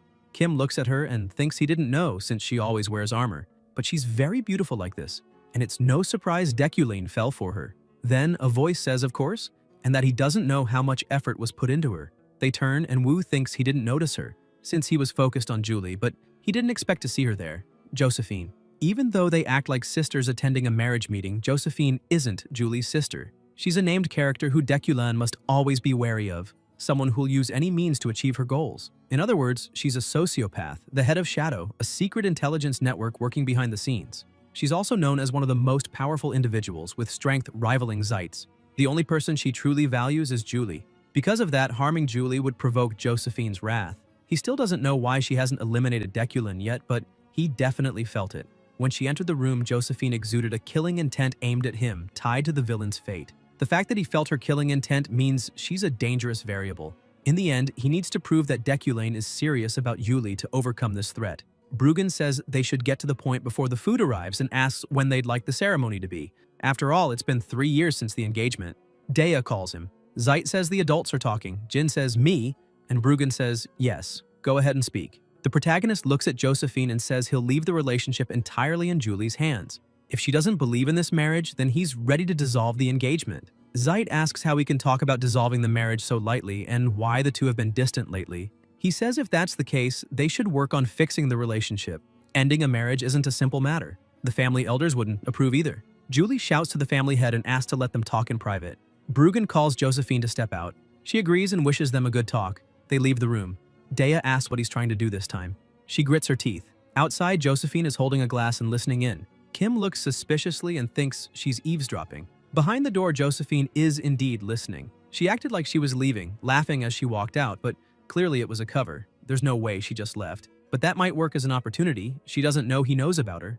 Deculin genuinely loved his fiancée, and if he can make her believe that, he can avoid the elimination variable. So Wu says he simply spoke his truth. Julie asks what truth. Jin says, as she can see, he can't just dissolve the engagement as he pleases. There's nothing they can do about it. It's already gone too far. Dea asks what he's up to, what dirty trick he plans to use to torment her now. She says that before they got engaged, he used his connections to force it, promised to reward the family elders, and asks if he remembers what he told her to convince her. The protagonist calls her, and Julie says he told her that fighting was dangerous, and because of that, forced her to stop pursuing the Imperial Order and shamelessly suggested she take the captain role of the Hijacked Order, supervised by the Yucline family. When she refused, he spread rumors about her, and now, she asks, what's he trying to do? Kim thinks he knows all of it, that Deculane confused obsession and manic fixation for affection, and destroyed everything around her so she'd have no choice but to stay by his side. Deculane did unforgivable things. Because of that, he understands Julie's hatred better than anyone and says he won't do it again. Dea says she's not falling for it. Wu says he knows he's been holding her back this whole time, and he's aware of his wrongdoings. Julie looks surprised. Jin says he's not the only one. Her older sister and brother also went too far. Otherwise, there would have been no reason not to dissolve the marriage. Wasn't it all about family reputation?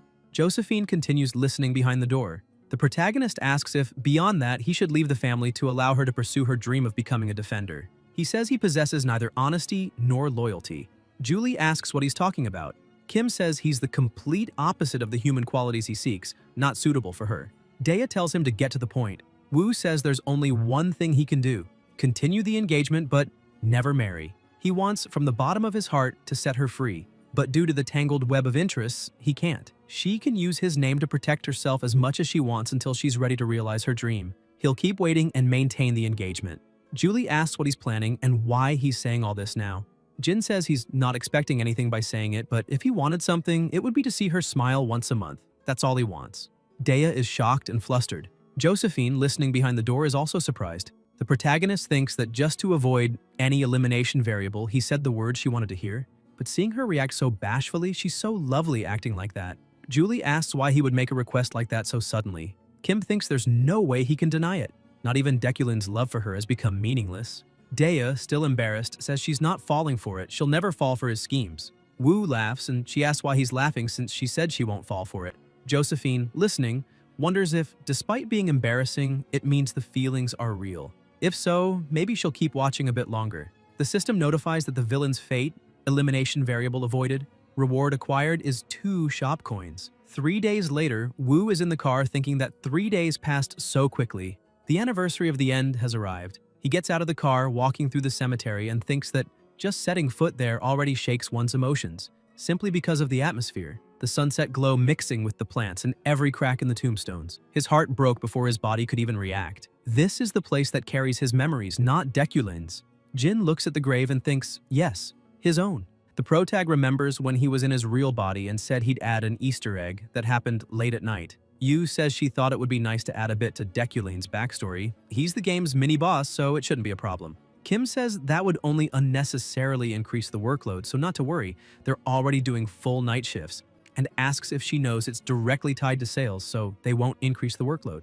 Ara asks why and says that it's very important in a way. After all, they need to put their hearts into the game. Wu says there she goes talking nonsense again, do what she wants. He didn't ask her opinion anyway. Yu says she thinks it's a good idea. It won't be pointless. After all, Deculane has a deceased fiancé. Ara used to always come excited to share a fun idea, and Jin wonders what she found so amusing about it. He still wonders what joke she included as an Easter egg, the one that made her laugh so brightly. And to remember his own memories, he needs to find those traces. In the present, the protag, still in Deculine's body, wonders whether to say it's brilliant or cruel of her. The grave reads, "You Ara von Fergus Mahinicht," and it says she was always grateful.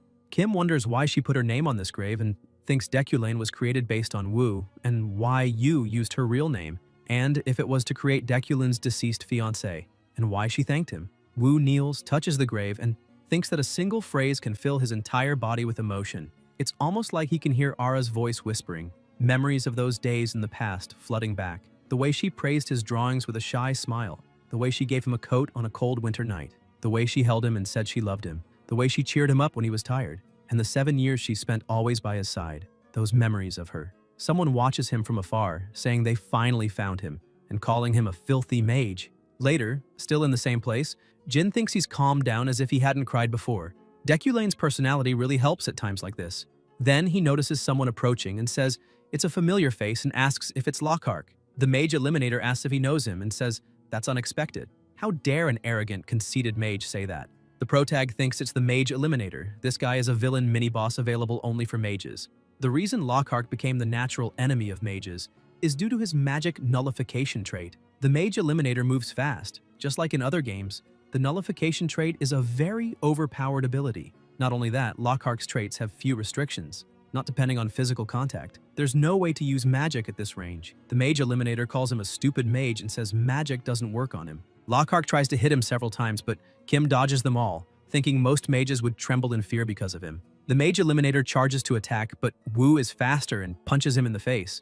Lockhart falls to the ground. Jin approaches and says that means nothing to him. The mage eliminator insults him. Several days ago, the protag finally managed to acquire 10 shop coins and bought the mana quality upgrade. This increased his mana manipulation efficiency, and he says he'll have to fully adjust to it. But now he can release a greater amount of power using the same mana as before. The system notifies that mana quality upgrade level 1 has been applied. Now he can release mana more easily than before. Kim thinks it applies at a longer distance than expected and asks how about continuing his routine. Then he feels something strange and notices that the wood he's holding has his finger marks and asks what happened, thinking it might be an exaggeration, but it enhances the quality of a human being overall. In the present, Lockhart is lying on the ground and the system notifies about the villain's fate, variable that overcame elimination. Wu thinks he knew it. Mana quality upgrade also applies to traits. To begin with, he could already defeat the mage eliminator with just Iron Man, but since the trait itself became stronger, it was much easier than expected. A voice says that he should be able to defeat them, damn mages. It's Lockhart who says traitors against God, Viusum, Berkt, and the Magic Tower. All of them are lunatics, vermin who can't do anything without magic. Jin thinks it's a unique ability strong enough to be considered a cheat, an intense hatred directed at mages, and that apostate expression, and says he's from the Plasma Mantle race. The Eliminator still on the ground lifts his head, hesitating to speak. The Blood Mantle race. That name was given because they're born covered in a crimson veil. The lineage was known to be descended from demons of past eras. They live on the continent while hiding their identity and are the opposite of beings known as mages. Just as magic was created to fight demons, the conflict between mages and the Blood Mantle race was a central element in creating the game's worldview. The protag thinks it's one of the game's main storylines. That's why those of the Plasma Mantle race have their lives threatened just for their ancestry. Purification might even be happening somewhere right now, and he says he understands. The age of oppression and repression he experienced is shameful. Even so, if he kills innocent mages, he'd just become a monster like them. Lockhart tells him to shut up and asks what he knows and says, that's enough of this crap. Just eliminate him. Kim says he knows the Blood Mantle race is innocent. The mage eliminator asks what a mere mage just said. Wu says he is Deculin of the Eucalines. That's a noble bloodline that never lost its dignity. Lockhart asks if he's acting all high and mighty before being eliminated and what for. The protag replies that the only time he lost his dignity was when facing a demon. The Eucaline lineage, which has hunted demons since ancient times, starts burning violently when they see demons. It's an instinct they can't overcome, and he asks if he lost his dignity and composure before him, or wavered under his judgment, or went out of control like having a seizure, and says they are human. The mage eliminator thinks this is the true dignity of a noble. Kim says he can trust him until someone says to look over there quickly. Wu kicks Lockhart and says, then just stand still and let yourself be arrested. The man introduces himself as Inspector Ropa and says that kick earlier was incredible as expected from the head professor, and calls him the damn eliminator and asks if he can give him a few more kicks. Jin says it's fine and to leave it. Then the protag extends his hand and releases magic, and the inspector says who would have thought magic could be so impressive. Kim hands over a wire and says that bastard nullifies magic, so magic handcuffs are useless. Better to restrain him with this iron wire instead. Ropa asks, really, is that serious?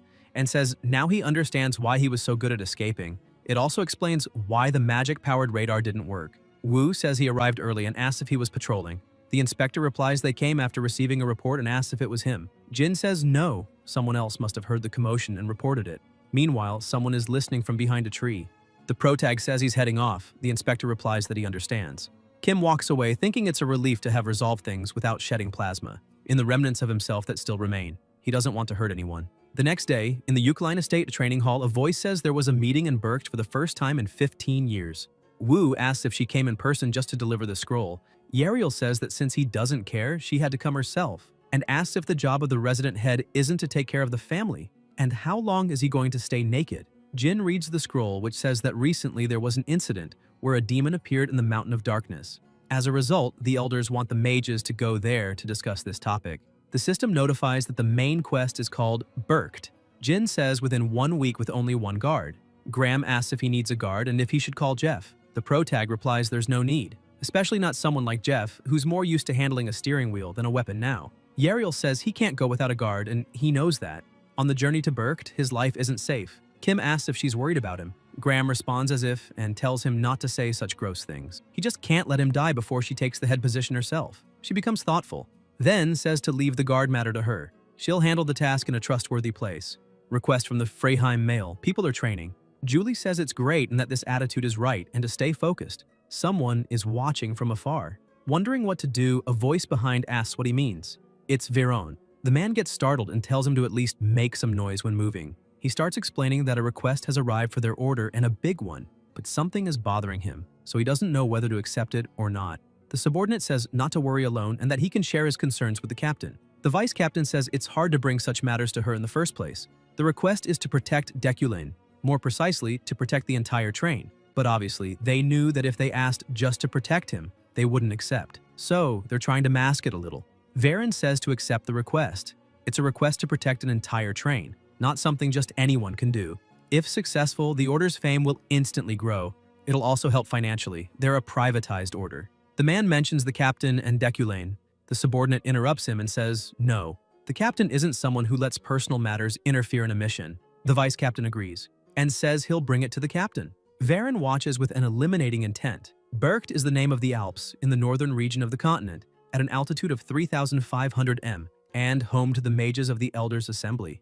Berkt is where all the schools of sorcery across the continent present their ideas. The magic tower is a certainty, but decisions made there must be followed even by the floating island of the mages. It exerts an immense amount of influence, to the point it can be called a pillar in the magical world. It's because the summoning assembly happens rarely, only once every few decades. A mage who participates in the Berkt summoning assembly is both honored and recognized as a renowned sorcerer. However, a Berkt summoning is also known as the Graveyard of Mages.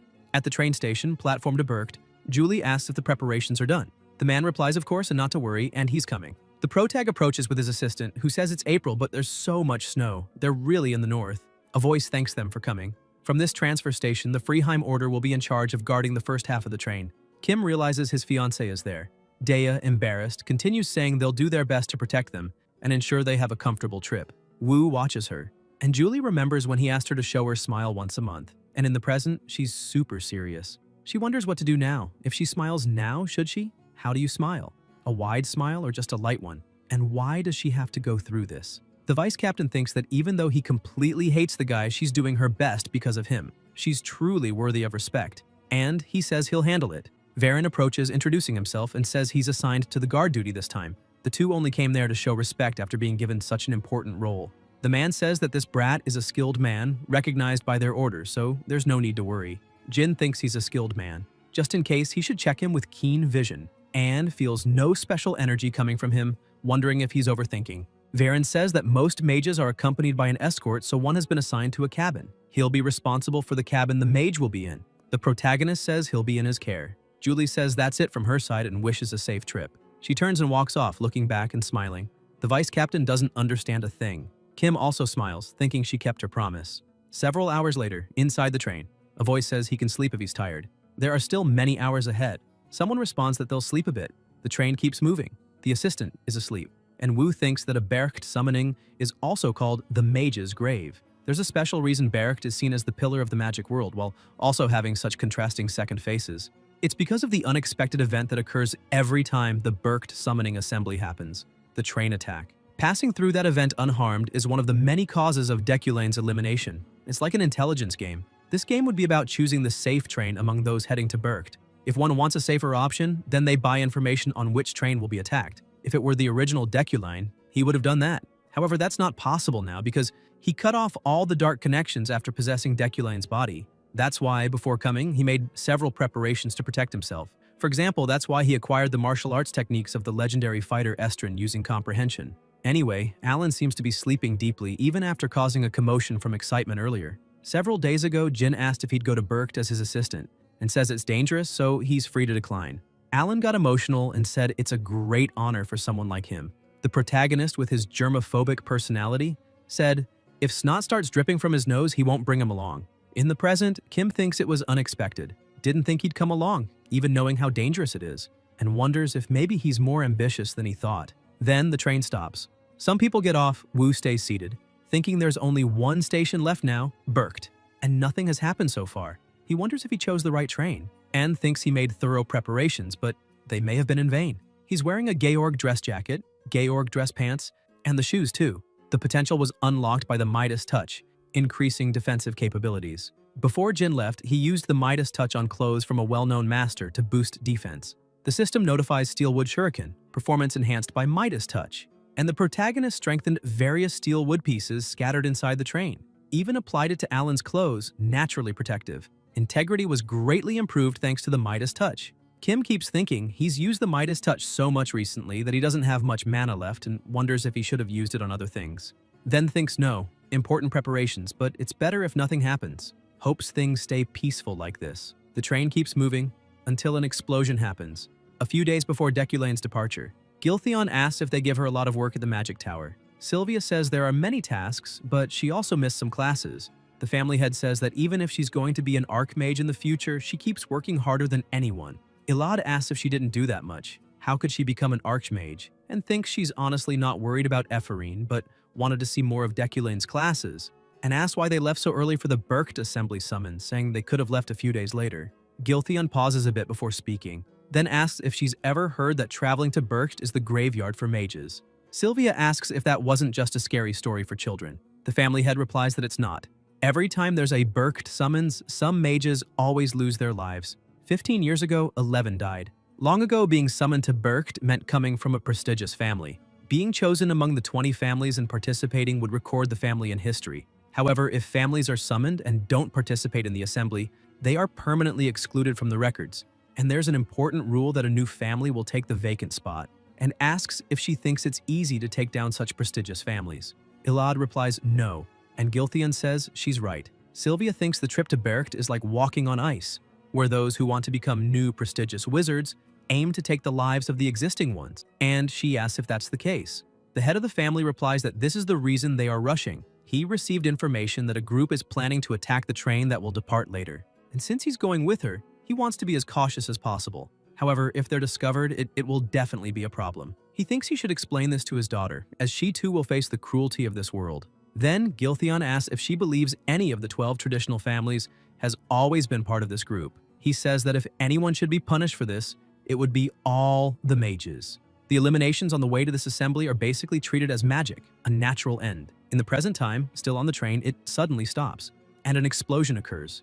Varen looks. At the protagonist, Kim stays alert until a light is emitted. Alan wakes up and sees something in the back, asking what that is, and tells the professor to look. The entire train is suspended mid-air. Wu feels relieved, and thinks that elemental telekinesis was memorized. The martial arts of Estrin are part of that, but having memorized elemental telekinesis beforehand helped them survive. Someone is standing still, and it's a group of masked people saying it's absurd, asking about the whole train, and if the head professors are really that different. He says it's a bit surprising, but they have to start and to stay focused. If they succeed, they'll be rewarded accordingly. They throw a rope and begin descending through the opened hole, but are attacked. Jin calls them idiots, and the hidden stones are hurled into them, and the protagonist says that unfortunately for them, he already expected this much. While the group is attacked, the others still alive watch in surprise. Alan says it's an attack and asks what's going on. Kim hits him, telling him to rest a bit. The assistant faints. Wu tells a subordinate to take the child and bring him somewhere safe. If there are other passengers in other cabins, evacuate them. Varen takes the child and exits the train. Jin looks through the hole in the train and thinks it was extremely smooth. The Iron Man's 5 senses would definitely detect the difference, maybe. He says it's better to finish things before thinking too much, and that since they started this, they're aware that eliminations here will also be natural ends. Alan is placed somewhere safe. Varen looks up. Meanwhile, inside the train, the enemies have been eliminated. The protagonist sits down and thinks this was more exhausting than expected. Reducing the explosion damage while fighting drained his mana reserves. The subordinate enters the train and says he took all the other passengers to safety. Kim says, "Good job. Now they should get out of there." Until Wu notices something and thinks this guy's expression is different from before. He was also surprised by the attack, so he must be surprised too. Mana is released by Varen. Jin wonders if this is the villain's fate, and if he had been walking alongside him, hiding his trait from the beginning, and he let his guard down. The subordinate draws his sword and says it's a relief he survived, since he has to eliminate him with his own hands. The protagonist asks if he's acting like this because someone told him to, and if it was, Varen yells to stop. And if he dares say his master's name, he won't forgive him. She is an unmatched knight who would never think of such a thing, and tells him to stop that filthy imagination, and that he will be eliminated by his hands for his master. Kim thinks that judging by his reaction, this doesn't seem related to Julie, and remembers the vice captain saying this guy is someone everyone trusts. Wu realizes he has 10 mana left and wonders if he can defeat someone considered talented, even among the Freyheim order in his current state. Varen charges and says his guard duty ends there. Jin blocks the attack, thinking this is the only way. The train starts moving. The protagonist cancels telekinesis, and the train falls. Elsewhere, someone asks if he'd like one, saying it's from Berkt, permanent snow ice cream. Sylvia says it's fine, he can eat it all, she's tired of it, and asks if everyone is there. Sirio, confused, asks who, and says except for Eucaline and Rewind, everyone is there, and asks if she's waiting for someone. Ilad sighs and says no. The knight watches suspiciously, and says he's going then, and to call him if she needs anything. Sylvia says Deculaine, and thinks she didn't want to have seen that. She remembers when she was at the cemetery, at the coffin of Cielia von Elemen Ilade, proud mage, wife of Giltheon and beloved mother of Sylvia. Ilade asks how her mother has been. It was a day she visited and talked to her mother, a normal day like any other, and she was saying that Professor Deculaine is terrible. He gives too much homework, it's like he thinks his class is the only one, until she hears a sound, and hides behind a tree, looking surprised. Upon seeing it was Deculaine. Although she only saw his hunched back, she sensed the noble posture. With just one look, she knew it was him, and wondered what he was doing in a place like that, as she doesn't think he's the type to mourn someone's death. Sylvia kept watching, and realized he was crying and was surprised by that. Seeing him cry, someone who had always been cold and arrogant, shedding tears. In the present time, Eladi thinks it was fascinating. She always thought of him as an annoying professor who acted almighty, but even he had memories of a lost loved one. Those tears, like shooting stars, continue haunting her mind. She places her hand on her chest and remembers her father saying he received intelligence data indicating that a group is plotting an attack on the train departing later. Sylvia thinks that's bothering her. That time, after hearing Deculaine's class, she had something she wanted to try. If she tries using this mana stone as a medium, maybe it's possible. Of the 3 attributes of magic, Origins is created using the caster as the source. And Sylvia, whose magic is made up of 3 primary colors, began using the medium mana stone to give it form, and she succeeded. Primary colors creation. Ilad strokes the bird and says from now on, his name is Swift. She looks at the bird releasing energy and tells him to fly and show what he sees. Elsewhere, smoke clears, and the protagonist stands up, saying luckily the train got stuck and didn't crash to the ground. But he thinks he broke some bones. At least he'll recover quickly, thanks to the Iron Man. Then Kim senses Mana and the subordinate approaching him. Wu wonders if he's still okay. Then Jin moves his hand, counterattacking, and realizes there's protective ki there. Varen says he's definitely persistent, and the subordinate keeps attacking. The protagonist dodges the strikes and thinks he's strong. Much stronger than him right now, even at full strength, he wouldn't be able to beat him. However, the system notifies that the determination, even when broken, remains unyielding and doesn't bow to anyone, is activated in battle and maintains constant mental power until the fight ends. Almost no mental control magic will work. Kim thinks Deculaine would never bow in a situation like this. Wu keeps attacking with stones. Varen slices them in half. They stare at each other. Jin falls to the ground and grumbles. The subordinate approaches him with a sword, and the protagonist wonders if being cut by that sword will end the game like nothing happened, and if he'll open his eyes back at the office. Plasma splatters, and the bird approaches the train to observe. Kim thinks it's over, until he starts to feel something strange. Space ripples. Varen's hand begins to crack, and is severed. He screams loudly while a lot of plasma is splattered. Wu thinks he doesn't know what just happened, but this is his chance. He gets up and sweeps his opponent. Varen falls and slips out of the train, but stabs his dagger into it to hold on. Jin approaches him, stares, and the subordinate asks what he did. The protagonist replies that he doesn't know either, and more importantly, asks why he's trying to kill him, and says he doesn't remember anything happening between them. Varen asks why, since he remembers the evil acts he committed against the lady. Kim asks if he's really saying this is all for Julie, even though she didn't ask for any of it, and what Julie means to him to be doing this. The subordinate says he'll never understand, and remembers when a lady thanked her, saying it could have been really bad if not for her. Dea says it was nothing. She was just doing her duty as a knight. The guard is holding Varen, who is saying to let him go, that he didn't do anything wrong. That guy started it. The lady asks if he knows how kind her Jason is, and says she's sure he did something wrong. Jason agrees. Varen asks if she wants to lose her life. The lady asks if he hasn't learned his lesson yet, and says they'll see what happens when he's handed to the police, and that he should be begging for forgiveness. He hit her son, so he'll be charged with assault, and also with trespassing. Julie says to wait a moment and asks if she just said trespassing. The lady replies yes, and that his personality matches his social status. Dea wonders if he climbed those high walls and thinks he's also so skinny, and says she'll take the child to the police and she should rest there. The lady says that would be great for her. Then they walk and Varen says to let him go, that he was only defending himself and didn't do anything that warranted going to the police. Julie stops and says the Frisia family is infamous for his behavior, and she's sure he's telling the truth, at least partially. Varen says it's not partially. Dea shouts that still he shouldn't hit people. Varen looks down, Julie says he'll follow her, she'll teach him self-control, and asks what he thinks of that. Varen looks surprised and asks if she'll feed him. That's how the two met. After that, Varen became part of the Night Order. However, because of his childhood and personality, he couldn't get along with the others. The only person who cared for him was Julie. She asks if he's having trouble with anything. The subordinate replies that everything was fine and thinks it really was fine, as long as he could be by the captain's side. His lady was always ahead of him and always helped others. She didn't compromise with injustice.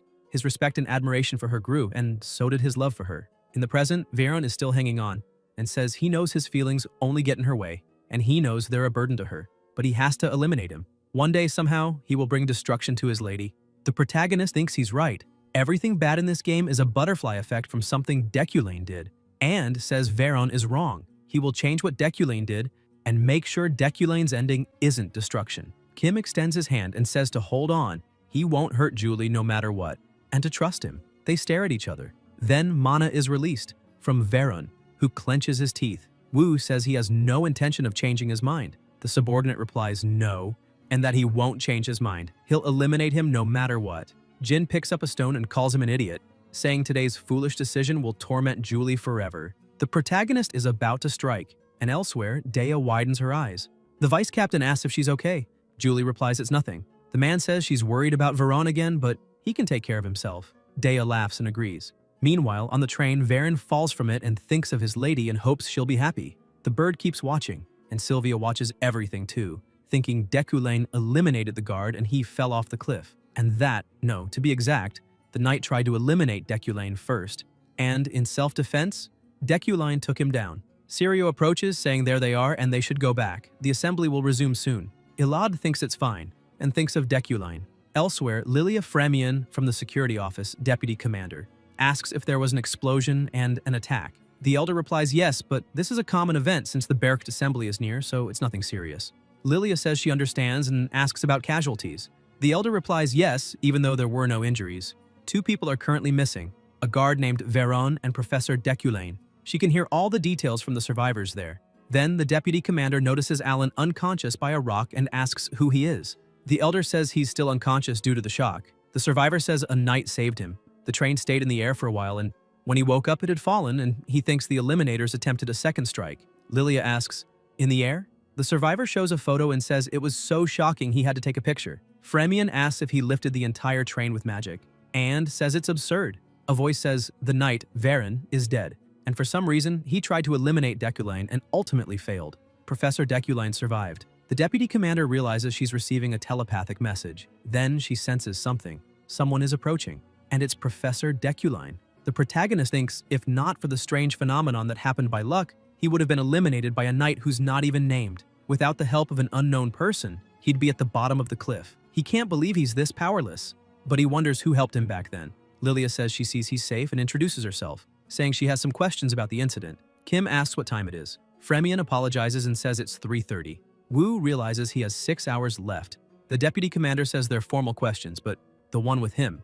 Jin interrupts and asks if that train is the only way to get to Berkt. Lilia replies no, there's also a road path and a sea route on the other side. She asks to be allowed to continue and to be heard out. The knight who is with him, she looks forward and doesn't see him anymore. She asks if the titular wasn't just here. The elders reply maybe he used acceleration magic. Fremian says that even after stopping the train from derailing, fighting the Eliminators and Veron, he still used a high-level magic like acceleration, and wonders how much mana this guy has. She says so he's the Deculine that Lockhart spoke of. At the Berkt assembly, people are talking. Gilthian says it's almost 9:53, the time when the stars gather. Sylvia looks to the side and realizes he's still not there. A voice says before starting, they express gratitude to those who answered the call. Incredibly powerful mana is released. Iladi thinks the mana is amazing, and it must be Dezekton, the great elder of Berkt. He was the closest candidate to becoming an archmage. He's a living legend who left secular society by his own will. So, one must be at that level to even attempt to become an archmage. And a voice says that after the roll call, the assembly will begin. Gilthion of the Ilad family. He replies he's there. The voice calls Ethansil of the Brand family. She replies she's there. The voice continues calling and says Barun of the Vearad family. He replies he's there. The voice also calls Inelim of the Rewind family. He replies he's there. And the voice calls the next Deculane of the Eucline family and asks if he's still not there. Says that if he doesn't arrive before the third call, it'll be assumed he didn't answer the call, and he'll be removed from the 12 sorcerers. People speak about Eucline's elimination, saying it's a big event. They were summoned for the first time 200 years ago. A young man asks about the event if many didn't already predict this, and says the current head, Deculine, falls short compared to the ancestors. Many stories said his talent wasn't all that. Sylvia hears the rumors and wonders how Deculin has lived his life to the point of not having a single person worrying about him. Anne thinks it's pathetic, and it bothers her. The voice calls Eucline's resident head, Deculine, once, calls him twice, and on the third time, someone opens the door. Ilada watches, surprised, and the protagonist enters, causing a strong gust of wind. He fixes his hair and says Deculine Graham Eucalina is here. The acting head of the Eucline family has arrived. The meeting, which started in silence, progressed quickly. The first topic was about the demon that appeared on the Black Mountain. Ethansel says this is a more serious matter than the demon's appearance in the capital. Each school must give orders or cooperate with the church, and mages must be sent to suspicious regions. And everything was resolved easily. Ethansel, the representative with divinity, gave her opinion, and since no family opposed it, the topic ended right there. A voice says there will be a short break. Kim thinks this is tiring. He ran like crazy so he wouldn't be late for this meeting. Right now, he has neither mana nor stamina left, and to think his appearance wasn't even affected despite his condition. Deculane's traits and attributes are annoyingly impressive. They're on break. Then someone calls him. It's Alan, eyes full of tears, asking if he's okay. Anne says he's sorry for arriving late. They told him he couldn't enter because the meeting had already started. Wu says it's fine and not to worry. Anne thinks he can't consider this kid innocent anymore. There's definitely something wrong about his identity, and wonders why he's doing this and for what. And thinks of a famous movie quote from his old world. Jin calls his assistant and tells him to stay close to him from now on. Alan asks what he means. The protagonist thinks he needs to keep his friends close and enemies even closer. It's better to keep an eye on him and find out what he really is, no matter the cost. Later, still in the same place. The voice says the next topic is about what to do regarding the plasma shroud priest who appeared. Kim thinks that's a sensitive topic, and it won't end as easily as the previous ones. Someone slams the table. It's Vathan, who says the plasma shroud race is like cockroaches. They reproduce by secretly planting eggs inside society, spreading across the land. Ethansel asks with what evidence he says such things and says they themselves have no way to differentiate plasma shrouds from other races. Vathan says they can just invent a way. There must be a way using the race's special traits, and they must be eradicated as soon as possible using the Imperial Magic Tower. A voice tells him to be careful with his words. Wu thinks he knew the opinions would be controversial from the start. Vathan says he doesn't know why, but the plasma shrouds are recognizing and gathering among themselves, and he knows without a doubt that they have a leader, and they don't know what they're planning. Ethansel says that's just speculation. Vathan questions speculation. Knowing the plasma shrouds have a leader and not knowing what they're doing doesn't make her suspicious? Countless mages lost their lives due to indecision 60 years ago. The atmosphere grows heavy. Gilthion smiles and asks what Eucline's Deculan thinks about this. He says his family is a great family of exorcists that has fought to eradicate demons for a long time. Jin thinks that as someone from the present, He's well versed in these kinds of situations, and that hatred born from abandoning rational thought always leads to unnecessary misfortune. However, setting those things aside, suppressing the plasma shrouds isn't right. Even if he can't stop them, he at least needs to delay that decision for the main quest in the future. Because the real common enemy in this world isn't the plasma shrouds. He says that long ago they really were enemies, but if one reviews every part of the literature, it all stems from a misunderstanding.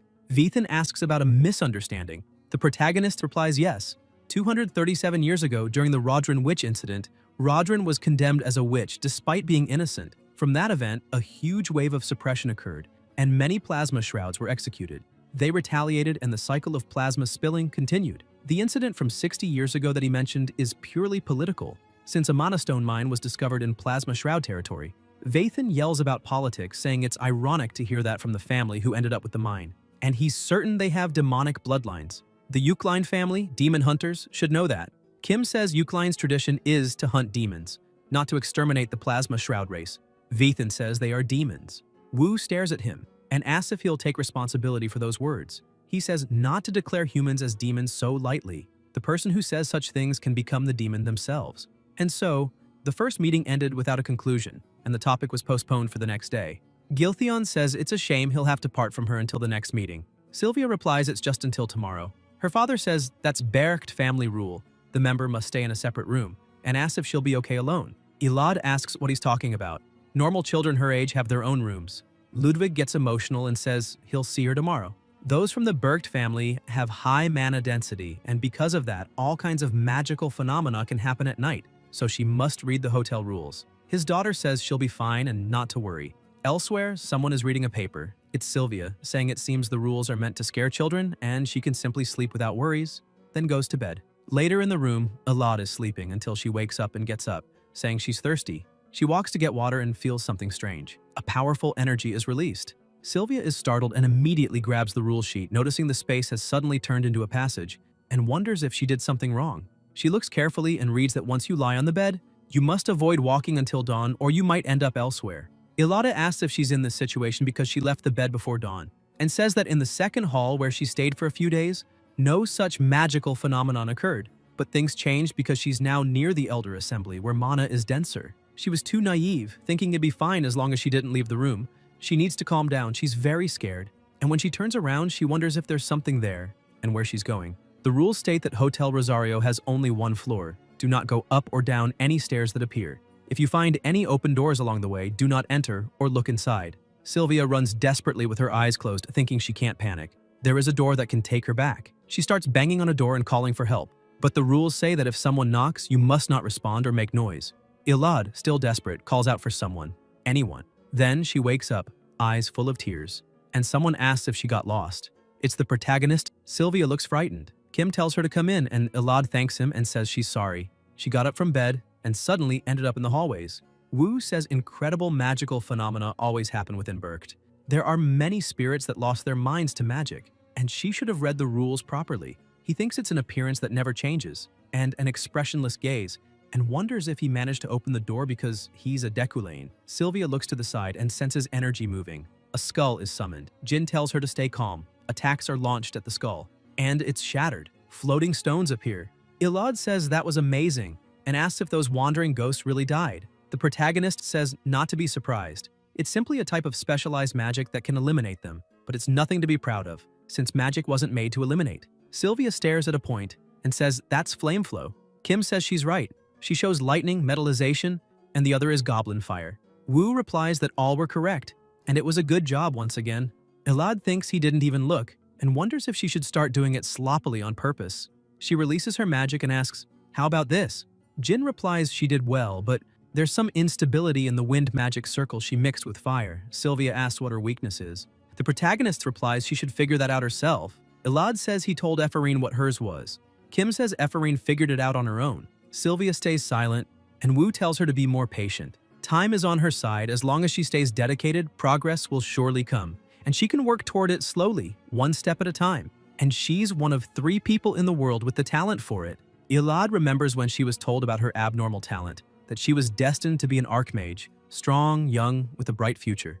Those were things Sylvia heard countless times growing up, insincere, worthless praise, and wonders why Deculane's words sound different. In the present, still at night, Ilad is sleeping while Jin is reading, until energy moves, and the protagonist wonders what that energy is. Then he heads outside, and thinks that the Tycoon of Wealth has activated. Except for Berkt, this mountain path is basically inaccessible. Maybe he'll get a rarer item than expected. As Kim walks, ghosts approach to scare him, but Woo doesn't care, and calmly keeps walking. The ghost is confused, and other ghosts block his path, float beside him, trying to frighten him, until Jin stops, apologizes for the trouble, and asks if they've seen an item with high magic content drop nearby. The ghost says something in another language. The protagonist doesn't understand and asks what's up with him. Anne says, he found it. The system shows a purified mana tree fragment with information. A fragment of a mana tree struck by lightning. This wood, naturally rich in mana, was purified by lightning, becoming excellent material. Kim says he got a material better than expected, and thinks that since coming to this world he's been training and researching nonstop, and was in crisis due to Deculane's average talent. If he can make a wand with this, maybe his power will grow faster. And this was a better gain than he imagined. The assembly resumed with a much more tense atmosphere. Vathan says their plasma is demonic. That's the only truth that matters, and asks if that doesn't mean they're demons. Wu says that's nonsense. If you put sugar in a glass of water, would you call it a glass of sugar? The heated debate between Deculine and Berun left all the present mages surprised. Voices ask if Deculine is siding with the enemy, and say they thought he'd be the biggest supporter of the Plasma Shroud purification plan, so this is unexpected. Giltheon asks what he's trying to prove and what he's planning. Sylvia thinks that just like her father, everyone suspects that Deculine's defense of the Plasma Shrouds is some kind of secret scheme, but they're all screwed. Deculine is just stating the obvious. A voice says, that's enough. It seems they're unable to reach an agreement, so they will revisit the topic of the Plasma Shrouds at another time and move on to the next item on the agenda. The meeting quickly continued through the remaining topics, and the assembly, which had lasted several days, finally came to an end. They leave. Vathan bumps into Jin, clearly irritated, and walks away. The protagonist thinks he did his best for the future of the main quest, but it seems he ended up antagonizing a few people because of it. The next day, in Burkett's commercial district, Kim is examining something, stones in his hand, and also thinks he has to finish his staff before leaving Burkett, wondering which other materials he should use for his mana tree staff. Until the assistant notices something and calls him. Wu asks what's wrong. Alan points and says it's his benefactor. He was only able to get there safely because of her. Jin realizes that person is the deputy commander. She also notices him. They decide to take Lilia out for lunch to show their gratitude for bringing the assistant safely to Berkt. Fremion thanks them for the meal and apologizes for bringing it up, but says she needs to ask some questions to finalize the investigation. She asks what happened to his escort, the knight Veron. The protagonist replies that he lost his life in the attack. The waiter keeps bringing food. The deputy commander wonders what's different about him and thinks of Lockhart. She remembers the past, in the Imperial territory, at the Imperium Investigation Office. Lilia says he will be sent to Rekordak, the worst prison. That's what he deserves for eliminating so many innocent mages, and asks if there are any objections. She says they always go quiet when she enters the interrogation room, and to activate his ability already. The mage eliminator smiles and releases a terrifying mana along with an object, unleashing energy. Framion sits down, relieved, slams the table, and calls him a fucking idiot. She asks why he did something that could worsen their bloodline's reputation. She told him not to be rash. She was planning to eliminate him. If it were revealed he's one of them, those who wish to oppress them would only gain more power. Lockhart asks if she really thinks she'll ever get the chance to live peacefully in the Empire. The deputy commander replies that as long as his identity isn't revealed, it's possible. The only difference between them and ordinary people is birth. The mage eliminator says she's wrong, that they were born with demonic gifts, and both of them know others fear that. Lilia tells him to shut up, that plasma shrouds aren't the only ones born with gifts. Besides, why would he attack Deculane when the Uklines were already under surveillance?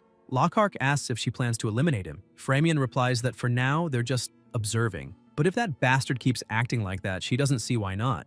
The mage eliminator says not to, because he is a true noble. There's no need to eliminate him. The deputy commander scoffs at the idea of a true noble and asks if he knows how many crimes he committed. Lockhart thinks of the elegance he had when declaring the plasma shrouds were humans, not demons. A face full of confidence that showed no limits. If there were more nobles like him in the world, they could blend in and live with everyone else. And says Deculine didn't eliminate him even knowing he was a plasma shroud. Lilia asks if he knows that Eucline's ancestors were at the forefront of the people's oppression and genocide. The mage eliminator replies he didn't. But if they treat him like his ancestors just because of the same blood, they're no different from those they claim to condemn. Framion tells him not to act like he's some wise guy. Lockhart asks how long she thinks she can keep her roots hidden and stay in that position. The deputy commander replies, "Forever. You can't tell a plasma shroud just by appearance or plasma." The eliminator says not to forget about the foods they can't eat, you just have to avoid them. Lilia says that of all times, the Empire's situation is bad. A new ruler will inherit the throne soon. They had to monitor her to know her thoughts about plasma shrouds. Until then, the people must do nothing, and he must shut up and stay in Rekordak. In the present, Framian is eating and wondering what's different about him. She can't see what makes him a true noble. He's just another despicable idiot. Someone approaches. The deputy commander covers her nose from the smell of alcohol.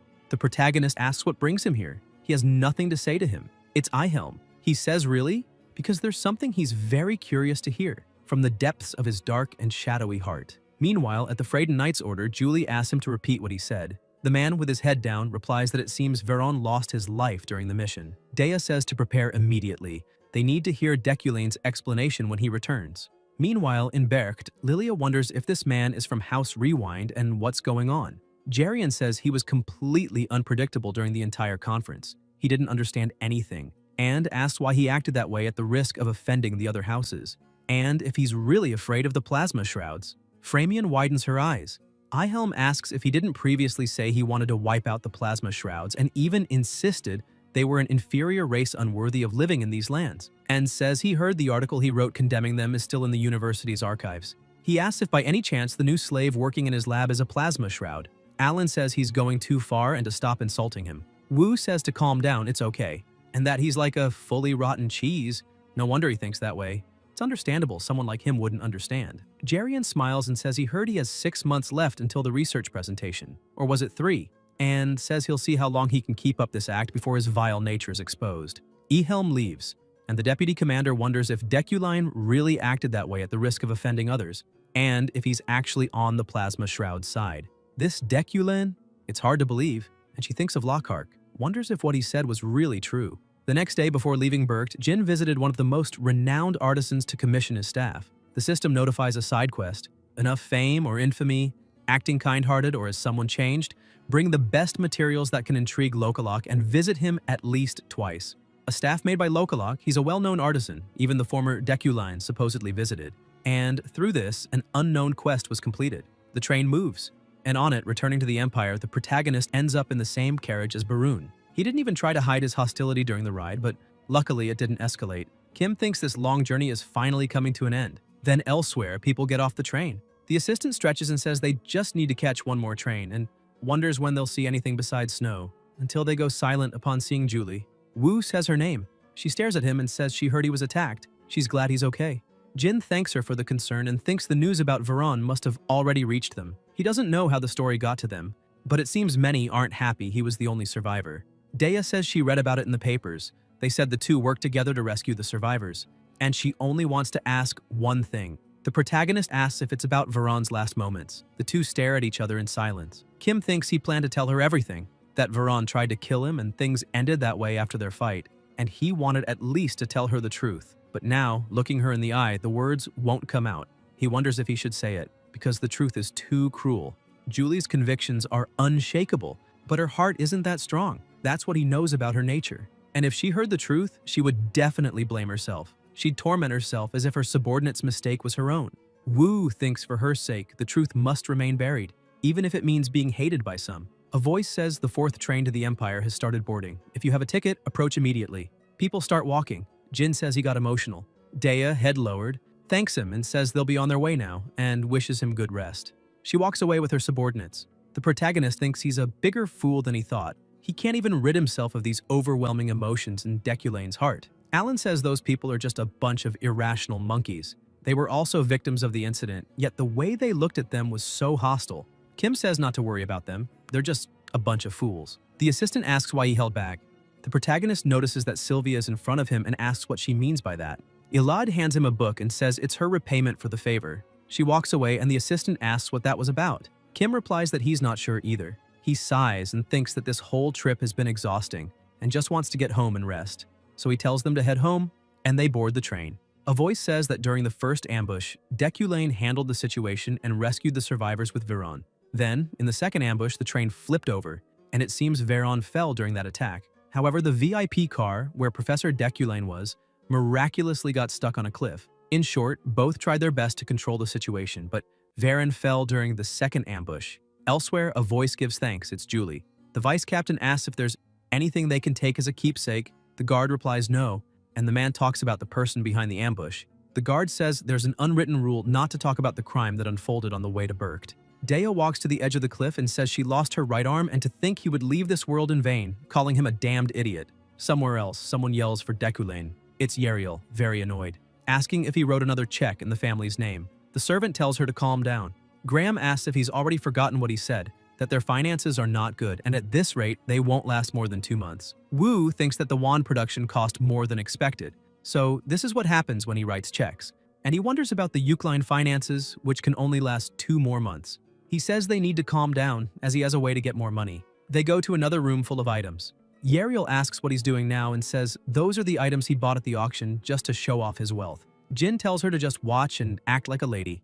Graham gets annoyed, but the servant holds her back. The protagonist thinks he didn't know before why the auction items were draining the wealth tycoon's energy. He thought they were just art investments that might exist in the real world. But recently, while preparing for the trip to Berkt, he realized he could use those items to increase wealth. He uses the Midas touch. Yariel asks what he's doing standing there with his hand outstretched and if he's completely gone crazy. Kim says he's ready and will re-auction all those items and to call an appraiser. Graham is outraged, asking why he's reselling them when it hasn't been long since he bought them, and says he should keep the antiques. They won't even fetch half what he paid. Wu tells her to be quiet. Yariel says he's throwing money away. Jin tells Roy to call an appraiser right now and transport the items. Then, the protagonist looks to the side and notices a vase glowing. The system notifies that it's the vase of the Western master artisan, described as a vase developed with the magical talent of the soul and heart of the master artisan. Due to the Midas touch, its potential was awakened. Type: ceramic flower vase. Kim thinks a vase worth 2.5 million elne became an item he doesn't want to sell and says to handle them carefully. Graham says they need to talk and asks if he's really going to sell all that and if he plans to bankrupt them. Wu replies, not to worry, they'll make money with it. Yariel asks how can she not worry. Jin says it's time to go to work. Elsewhere, Tower of Magic University. Magical Exploration Club room. People sit around a table playing cards. Ephorine says she has a full house with kings. Her teammates get disheartened, saying she's already won 3 rounds. Luna gets excited, saying she's free from cleaning this week. A voice says they were so close, just 1 card away. Ephorine says that's loser talk. She laughs and thinks it feels strange. She came from a barony, didn't go to the academy, and since joining the tower, she's been hated by others. Not just students, even professors don't go easy on her. There have been many incidents, but who would have thought she'd be in a club with friends now? And she says she really enjoys this magical exploration club. Julia says on the outside they're just a normal magical exploration club, so be careful what you say. Someone enters and calls them ignorant kids, asking what the hell this club is doing. It's Retlin.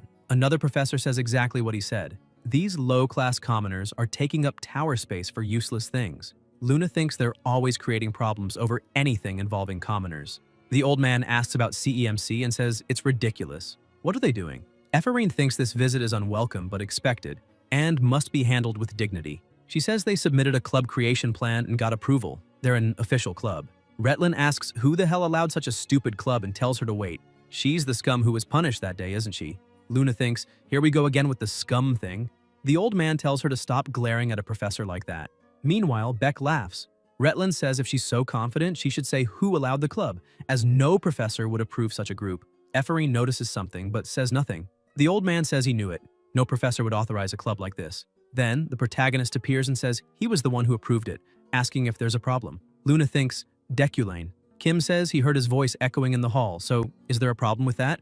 They should have asked for his permission first. He thinks Yariel nagged all morning, and now at the worst moment, this jerk causes trouble. Plus, he's sweating everywhere. The old man wipes his face and says that's not what he meant. He asks if the place isn't too shabby. He just thought Imperial University mages deserved better furniture and equipment and says it saddens him to see them like that. He'll take responsibility and replace it all. Wu says he's always so thoughtful and the place does seem old and moldy. Retlin says he'll take special care of it. Beck gets really angry but says nothing. Jin says disgusting cockroaches will always be cockroaches, and since it's resolved, he's leaving. Beck watches him walk out. Still inside the university, in the classroom, the students comment that it's been a while since Professor Dekulain's last class. He was in Berkt, and wonder what happened there. They mention the train accident was in the Mage newspaper. The train floated. It was insane. They ask if he'll talk about it. The protagonist tells them to be quiet because class is starting. The first topic today is pure elements and magical interference. Magical interference is when a mage's spell is interrupted by another's intervention. Before diving into the core topic, they'll warm up. Kim moves his fingers and stones in the boxes float to each student's table. They look surprised. Wu says those stones cost 3,000 eln each, and they'll stay suspended like that. The task is to grab them using telekinesis. If they succeed, they're theirs. Effarini screams loudly. Her friend Julia puts a hand over hers. Jin says that as a conjurer, the ability to block interference is just as important as performing it, so treat it as if the defender has the advantage. But try anyway. The students reach out and begin. The protagonist watches, thinking he only levitated 3 last time, but he recently memorized basic telekinesis and needs to practice more. He's also curious, even though they're freshmen. He wants to see how long his telekinesis lasts against 150 mages and how he fares against top-tier talents. Luna thinks those magical supplies are expensive, the sponsor's money is almost gone, and wonders if he's just giving out magic stones now. She thanks him for the little gift. Sylvia looks sideways and sees Effarine succeeding. She recalls the professor saying Effarine learned on her own. Iladi thinks she can't lose. The students begin overexerting themselves, and some fall ill. The assistant says he's amazing, not leaving any openings even against 150 opponents. The students can't do anything. Kim thinks he's even holding back. Didn't expect the freshmen to get nosebleeds, run out of mana, and faint. Wu looks surprised at one of the stones. It's Sylvia's. Everyone else is trying hard. Elaide sighs and smiles. Jin approaches and says, "Well done." She was the first. Sylvia bows her head. The protagonist thinks he expected her to get it and wonders if anyone else will. He looks to the side. Another student succeeded. It's Luna, totally exhausted, saying she did it. Illa doesn't like that at all. While the others are still struggling, Kim says that's enough, calls them pathetic brats, and says they'll take a short break and make sure to clean up their mess. Everyone has their heads on the table, exhausted. Julia asks how her partner managed to do that and says that honestly, she couldn't pull it off even if her life depended on it. Effarine says she almost lost her life, but she realized something. She can't understand telekinesis, but while forcing her way through the spell, she felt like something inside her broke. The redhead is impressed and feels jealous. Sylvia overhears them talking and thinks it's absurd, wondering how the girl who came in last place in the previous test suddenly made it to second. She remembers that he clearly told her he had never taught Effarine personally, so that rumor about Deculane staying late that day to teach her was true, and wonders if he lied to her and why he cares so much about that idiot, calling her arrogant. Later, still in the room, Wu says that in the warm-up exercise they just did, they all struggled with the concept of magical interference. However, there was an easier way to neutralize his telekinesis. Those who succeeded might have started to understand what that is. He's talking about mana interference, which is a well-known technique. Unlike regular magical interference, which blocks a spell that's already been cast, mana interference analyzes the opponent's spellcasting sequence and scrambles it before it finishes. But it's not that widely used because it has a serious limitation. A boy wonders about mana interference since it would require knowing a bunch of spell formulas. Jin says, of course, you can only interfere with spells whose formulas you already understand, so it's not exactly popular. In real combat, people usually use a barrier or counter with another spell. But no pain, no gain. Take this opportunity to explore mana interference thoroughly. The principle of the technique is to identify the main circuit of the magic circle. Whether it's a destructive spell, a support spell, or tied to a specific element, there will always be a distinct main circuit. In short, you find the circuit of the opponent's spell and break the casting process right there. Once you're comfortable with this type of mana interference, full magical interference becomes much easier. Then, using several magic circles as examples, he shows them how to identify main circuits. First, the wind-piercing blade circle. Destructive spells always have circuits that radiate outward from the center, as if detonating or expanding. Next is a support-type spell. 2 hours later, the protagonist calls out to the next student and says there are still a few things left, but time's up. They wasted time, so they can't complain. They can work on the rest and learn through their own imagination. The semester exams are coming, but before that, there's a public practical session. What they saw today is important, so study hard. That's all for today. Kim leaves and shuts the door, and people are confused, asking why he stopped midway and what's wrong with him. They say it feels like he walked out in the middle of a mess. Julia asks how they're supposed to imagine the rest. Luna agrees, but thinks she made a good discovery today. It's hard to put into words. Then, someone calls her. It's Beck. The redhead asks why he's picking a fight again. Last time, he even dragged Professor Retland into it, and now he can't even look them in the eye. She asks what his problem is. Beck says it's because a commoner like her doesn't know her place and keeps trying to show off. He asks what the hell she did to go from last place to second. Effarine thinks to just ignore him and says that even if she told him, Beck insults her, calling her a shameless bitch and asks if she bribed him or something. Luna asks what he just said. Beck asks if he said anything wrong and claims everyone knows she's been getting private lessons from Professor Deculene. Ephorine yells that it's not true. Beck tells her to explain how an idiot like her, who could never graduate, improved so much in so little time. He asks if Deculene went easy on her, maybe even gave her a magic stone as a gift. That would explain everything. A girl like her, with no house or parents, couldn't possibly.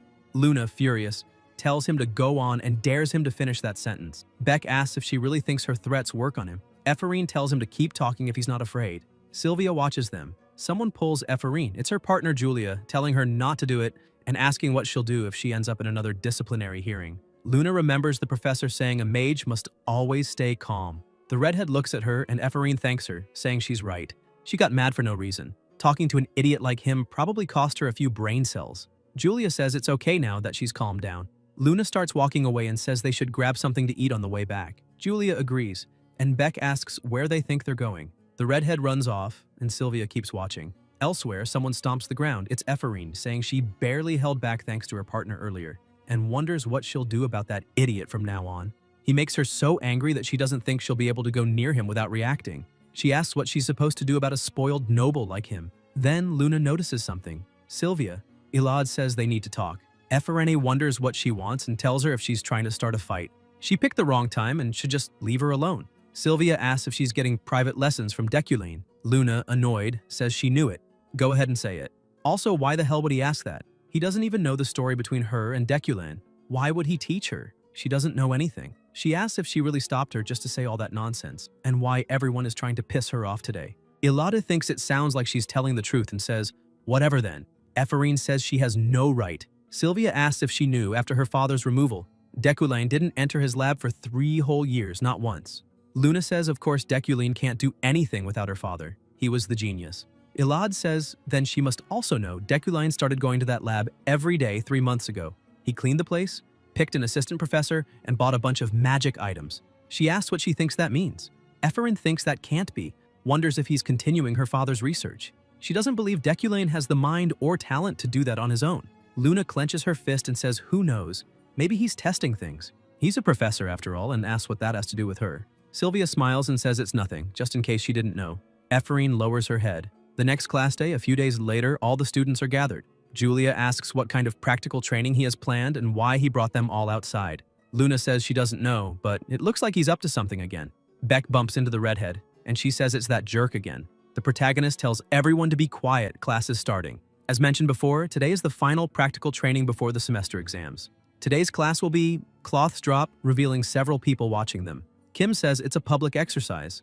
Ephorine looks surprised and asks how many people are out there. Wu says they'll be training using magic. They must face each other and cast spells, using up to 3 pure element spells. Don't worry about winning, just focus on the process. He'll supervise and note strengths and weaknesses. They just need to improve based on his feedback. Professor Retlan will make sure no one gets seriously hurt so they don't have to worry. The professor says to leave it to him and to get started. First, Eurozon. Step up and pick your opponent. 2 students go up. Jin tells them to begin. The magic duels proceed smoothly. The students exchange spells, Retlan stays alert, and the protagonist takes notes. At first, the students were uncomfortable, not used to this type of class, but with time, they learn to focus and cast their spells. An explosion occurs, and Kim announces the winner is Ilad. The nobles laugh, saying another commoner lost. They joke that they should have applied to be servants of their house instead, and question why they even bother coming to the magic tower. Luna hears and thinks Sylvia would have crushed them too. She tells her partner to cheer up. He did well. Wu says next is Beck, pick your opponent. The student he chooses. Ephorine. She thinks she'll be fine. The two face each other. Beck asks if she's sure she'll be okay. There's no one here to give her secret lessons on how to win a duel. Luna says that's enough of that nonsense and asks if his parents only taught him how to talk crap. She says the way he tries to imitate Deculene is complete trash. She raises her arm, releasing magic, and says she'll make sure he knows that his magic is as pathetic as he is. The two charge at each other, and Beck asks what she just said, then insults her, calling her a lowly worm, and says he'll help her see her parents again today. He attacks with powerful magic, and Ephorine is thrown far, causing a big impact. With his magic circle invoked, Beck calls her a piece of shit, until he senses another magic that's not his but Luna's. She says there's an old saying that always comes to mind since she entered the magic tower. Something like, all nobles deserve a beating. Ephorine then attacks and throws Beck far away. Julia says it was well done, and the apprentice is on the ground groaning until he opens his eyes. Luna approaches and asks what it feels like to be completely crushed by a worm. A voice says the winner is Ephorine. It's the protagonist, who adds that all those idiots couldn't even fight for long and now it's already over. He invited all those people for nothing, and they couldn't show anything worth watching. A voice asks if, in that case, he would give another chance. It's Luna. She says they were supposed to cast 3 pure element spells during the duel, but she only managed 1 because her opponent was too weak. It ended before she could finish the task. Kim says he understands her point. She might not receive proper feedback through no fault of her own, so it would be unreasonable to conclude the evaluation like that. She can select a second opponent from anyone present. Ephorine points and says she chooses Professor Deculane as her opponent. Retlan says to look at this girl, asking what she's saying. A voice comments that she must really be insane. Sylvia watches, and Luna thinks, just as expected, everyone thinks it's crazy. Well, she knew that. It's not like she's stupid. This is an opportunity, a chance to fight Deculane, something she's dreamed of for a long time. If she can make the most of this, it's okay to be seen as a lunatic for a while. Retlan asks if anyone has ever seen such a degenerate child and wonders if she even knows what she's doing. Wu tells him that's enough and to get a grip, he will allow it. He did say she could choose anyone as her opponent with no restrictions, so he'll be her opponent. That said, a professor can't fight evenly with a novice, so he won't attack first. She'll win if she manages to make him move from where he's standing. Ephorine agrees. They face each other, and Luna thinks her heart is pounding. She's wanted this for so long, a fight against Deculane. Jin says she may begin. Ephorine starts channeling her magic and thinks she can't do anything against someone more powerful than herself right now, and she knows the battle itself is pure madness. The protagonist blocks with his shield and Luna keeps attacking, thinking she wants to use this opportunity to understand the gap between them, between herself and the one she will defeat one day. Kim also casts magic and smiles as flames erupt. Ephorine attacks too, thinking she can do more. Earth element. The fire spells grow stronger and more intense. The people around watch in awe. Luna's magic weakens while Wu's becomes more powerful until her magic shatters. Ephorine grits her teeth, realizing they're projectile attacks. Jin says he has a habit when it comes to magic. The larger the movements, the clearer the habit becomes. Luna thinks it's magical interference again. Then, with her next spell, Ephorine notices something strange. Her magic won't activate. She wonders if he did something to her magic circuit. The protagonist says she won't be able to cast any more magic in front of him. Luna wonders what the hell that is and thinks he disabled her ability to use magic. Still, the duel isn't over. She's more confident using her body anyway. She charges to attack him physically, but Kim flicks his finger and sends her flying with a huge impact. He watches her and thinks, an effective combination of pure elements, wind and fire, then using earth to cause a dust explosion. Her magical sense is amazing, but even so, execution is impossible without proper mastery of the elements. What makes all of this possible is Ephorine's talent, Vessel. The ability to use all elements via that bracelet is something anyone in the world would brag about. The real Deculane would be uneasy if he were watching Ephorine now. There would be nothing left to wish for if a named virtuoso like her grew properly. He says the result, unfortunately, is very clear, and with that said, not bad at all. Luna is surprised, and Wu announces that this concludes the public practice. Now the apprentices will focus on preparing for the upcoming semester exams. The students say it's the first time Deculane has said something like that. They comment that Ephorine really did well. They didn't know she was capable of all that, especially since her duel against Beck was so boring and crap. Luna smiles, wondering if she was recognized. Her peers say she did great, she was awesome, now she's their pride. Later, Ganesha says, there they are. She calls out to Leo and Carlos, saying it's been a while and asking how they've been. A voice responds, it has been a while. The adventurer welcomes her and asks if she missed her. The girl replies, maybe a little. This is Yuria, the girl from the island who Yu-Ara, Woojin's ex-girlfriend, possessed. They greet each other and tease. Yu thinks the light was blinding. That shining light engulfed and erased her, and all the sounds of her world completely vanished. When she opened her eyes again, her original world was gone without a trace. Ganesha asks if Deculane really wants to use a girl like her, saying she could do that kind of job. The guy replies that she shouldn't have accepted the mission then. She fell way too hard for his charm and asks if she knows what the cancellation fee is. Ara thinks these people feel familiar. The personalities and backstories she and her group had created were standing right in front of her. The adventurer introduces herself and asks if she's Ria. Yu is confused, wondering about Ria, and realizes this is Ganesha and the Red Granada adventurers. The hot air and the smell of nature, if she's really inside the game. And she answers yes, saying her name is Yuria. She thinks that's how she became Yuria, a character from the game she created. The adventurer shouts at Leo and Carlos to stop running. Ara thinks she's the best adventurer in this world. First, if you want to die, the best method is to stay by her side, and she has to survive and find a way back. Somewhere else, the protagonist opens a box and says it's finally here. It's a wand for Eucline, dedicated to Eucline, crafted by master artisan Lokalok for Deculine. It can store 500 mana. This wand can be used as a support circuit, naturally increasing spell performance. Kim is impressed and notes its characteristic, aesthetic. The system notifies about the material trait, ironwood, which contains the natural ability and properties of wood. The material's potential is said to be the best among all wood types. Automatic learning assists the caster in independently understanding the magic they use and utilizing it more efficiently.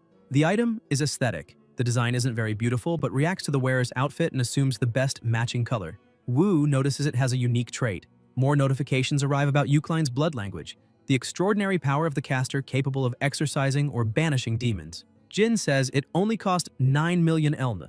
At first he thought it was expensive, but now that he's received it, he realizes the wand's value far exceeds its price. It has the beauty and performance of a relic. Then Roy calls him, saying dinner is ready. The protagonist says great, he's coming down. Meanwhile, the table is filled with a feast. Kim sits down and Yariel says she heard their finances weren't doing well, so what's with all this abundance? She says it's more than they usually eat. They need energy to get through this situation. She had it prepared so he could recharge. The servant asks if they didn't sell the antiques he told them to sell earlier and says they were very popular items. All of them received bids the moment they were revealed. It even caused problems at the auction. The lady and he thought they were dreaming. They now have more than enough funds to not worry about the estate for several years. So enjoy this as a token of the lady's gratitude. Wu sighs and says it's delicious. Graham replies that it's good he knows. Later, still at the table, Jin says, that's not how you hold a knife. Later, in Deculane's office, there are papers all over the desk. The protagonist says it's a huge mess. That damn rude Deculane, and thinks that with semester exams coming, he's putting a lot of effort into the test questions. To get ideas, he's looking at old exam questions Deculane made. They're all impossible for rookies.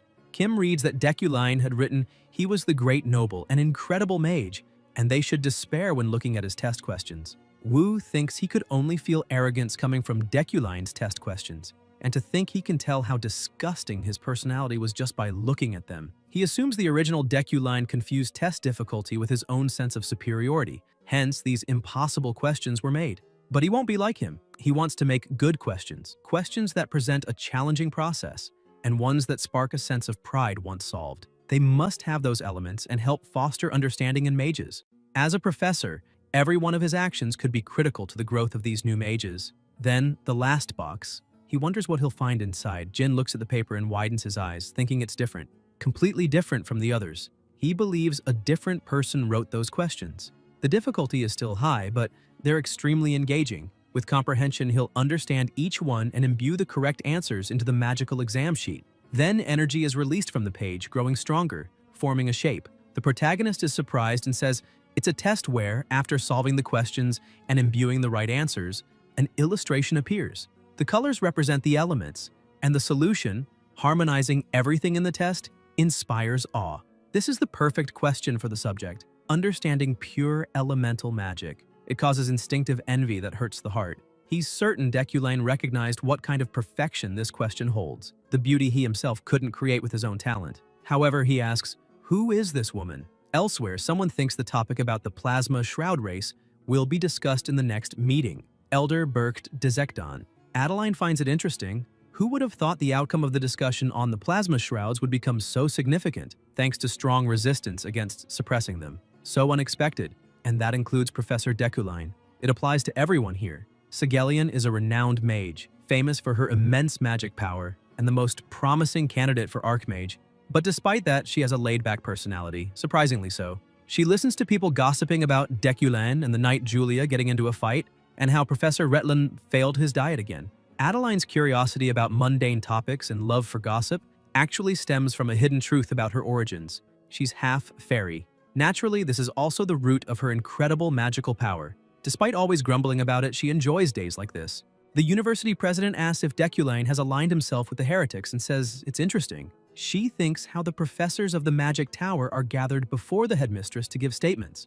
And today is that day. As expected, whenever something weird happens, everyone blames Deculane. The protagonist asks if they're implying that of all people, he, the great Eucline, is trying to show off. Adeline thinks, well, that's what he says. But this time, they'd only mentioned him while he was gone. The man says that at this council of mages, Miss Luina made an appearance. Sigelian recalls that Luina is the woman who once competed with Professor Deculine for the position of head professor, but stepped down voluntarily due to his schemes. It's believed she's now in the kingdom, and she asks about Miss Luina, what brought her back so suddenly, and if she's returning to the Empire. Relin says of course she would return if she had a secured position. If that happens, the magic tower will benefit greatly as well. He asks if Miss Luina achieved great things in the kingdom, and says that even if Deculane is allying with heretics, that doesn't mean the current head professor is bad or anything.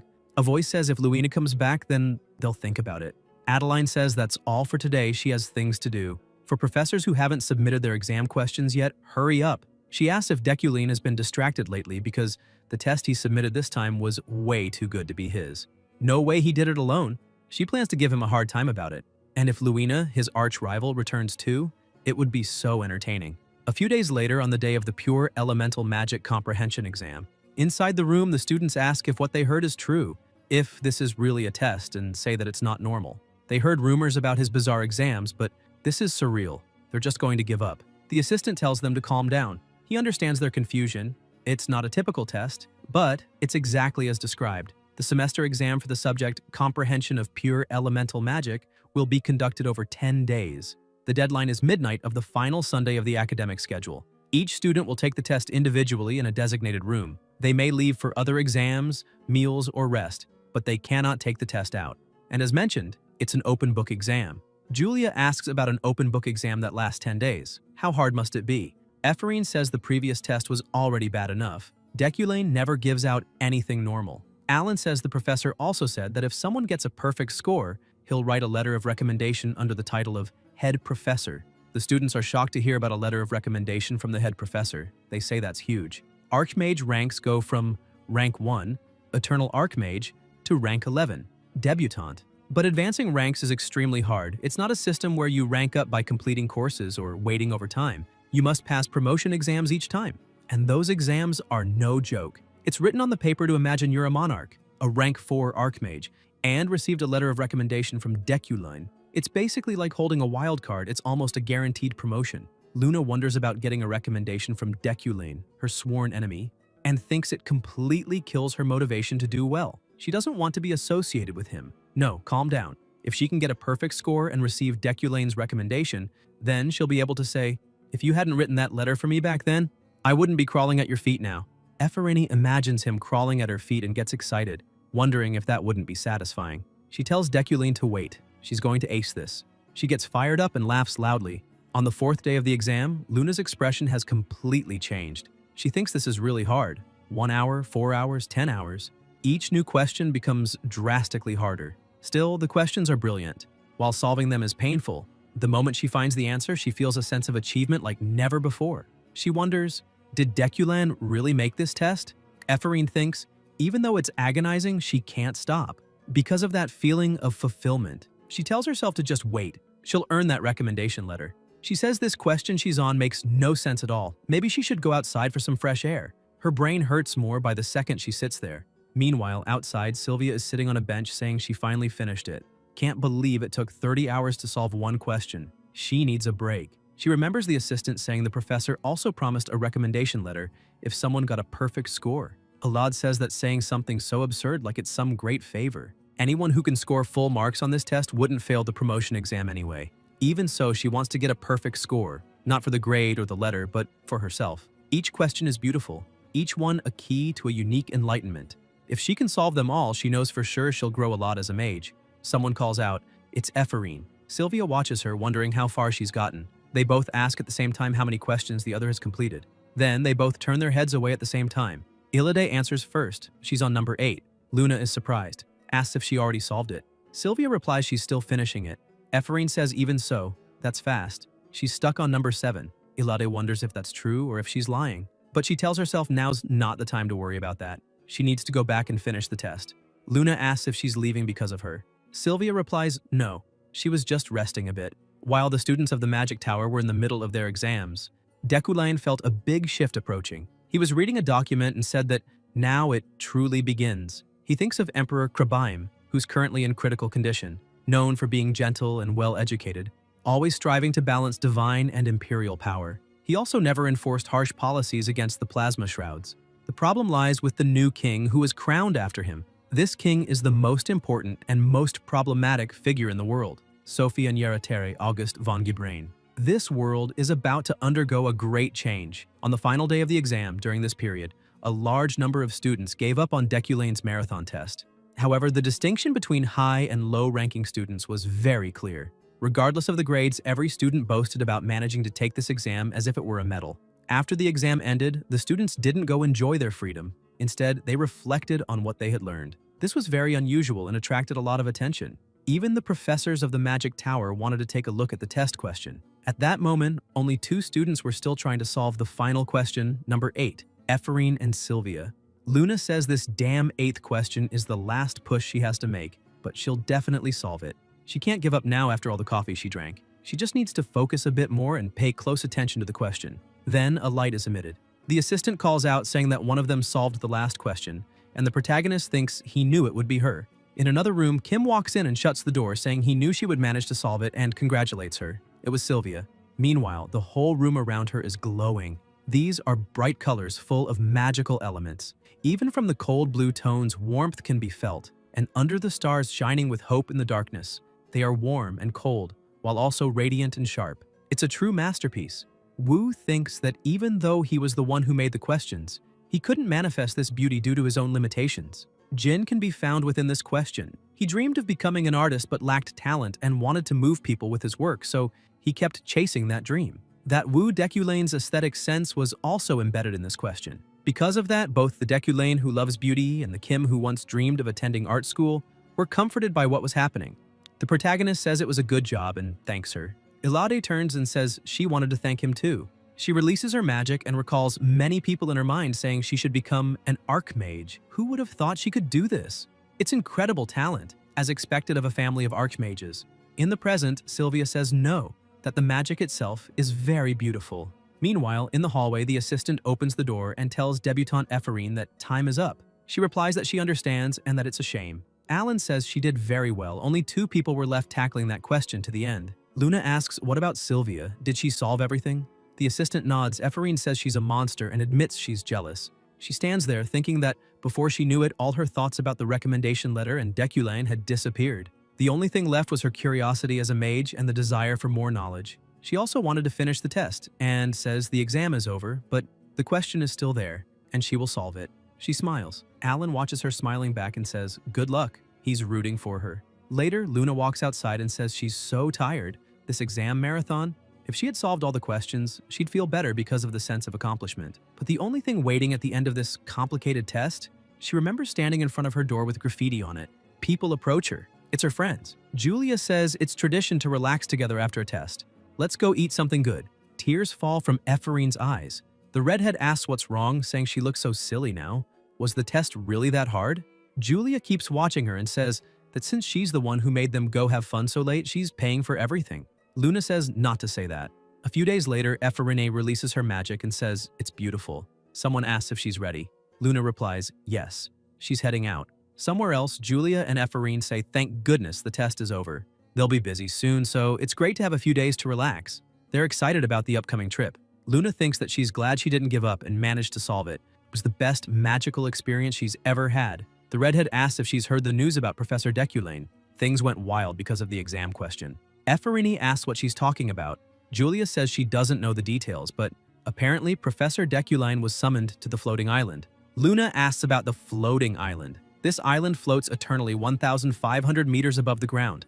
It houses the community of mages and is the pinnacle of magical engineering. It's a pioneering place that birthed the saying, the one that holds the knowledge and magic of the world. Not to mention, it's also an independent zone, outside the influence of any land-based system. Those truly interested in the pursuit of magical knowledge eventually gathered there. With several mages praising Deculane's exam, he became the hottest topic on the floating island. That's how Deculane received an invitation and gave a special lecture on the solution to the question. Elsewhere, the protagonist looks at the sheet and thinks the exam attracted more attention than he expected. And he also received a quest, which is lucky. On top of that, the payment for this lecture is huge, about 1 billion won. He should start considering doing more in this field. It's not a bad idea. He places the paper on the table and says it's a great pleasure to meet them. He is Deculane, a monarch rank mage, rank 4, and a senior professor, at the Imperial Tower University in charge of elemental magic. The topic is the university's exam question. This lecture will last 2 hours. But before looking at the question, he'll explain what pure elements are. Adeline asks if he saw the question. A voice says it's plagiarism. It's impossible that Deculane came up with such an amazing question. It's Luina von Schlerot-McQueen. The lecture goes smoothly. Before interpreting the question, he used the same content from the previous class to aid their understanding. The attendees focused on his clear and systematic explanations. Kim says they'll now look at question 6. And that's when it happened. A voice says they have a question. It's the university president. She releases her magic and says that since he said they can differentiate pure elements and types, she forms a magic circle and asks what she needs to do to combine it with the magic from question 6 to make it as destructive as possible. Wu smiles and notes the president is here too, and thinks the reason is obvious. She enjoys these kinds of games. Thinking back to the old Deculane, it's clear she's doubting the authenticity of the question. He wonders if he should entertain her a little. He releases magic, forms a magic circle, and replies that she can simply place a central circuit in a linear shape. Adeline looks surprised and says she understands, and thanks him. After that, Sigelian's questions don't stop, and Jin answers all of them while demonstrating. Fortunately, several mages got annoyed by the interruptions, so she stayed quiet. The protagonist notices there are only 10 minutes left and says it seems he spent too much time answering questions. To make up for the lost time, he won't explain the final question. Someone raises their hand to ask a question. It's Lunia, asking if he thinks the ideas in question 8 are valid. Kim looks at her and tells her to explain better. Schlerot says that's exactly what they heard. She wants to know if he personally came up with and wrote question 8. The crowd looks surprised and starts asking what she means. Was the question plagiarized? Wu says it's common to be inspired by ideas that aren't your own. However, he unleashes extremely powerful and stunning magic and says it's all his. People stare in awe and say it's beautiful.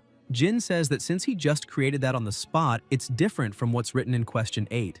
Luina looks irritated and the protagonist asks if that answers her question. Schlerot grits her teeth. Kim says that's the end of the lecture. He walks away and the system rewards him with 30 more mana for completing the event mission. Wu thinks that, according to the scenario, Deculane and Luina didn't get along. Nothing major happened today, but he's sure trouble will arise soon, and Deculane has far too many enemies.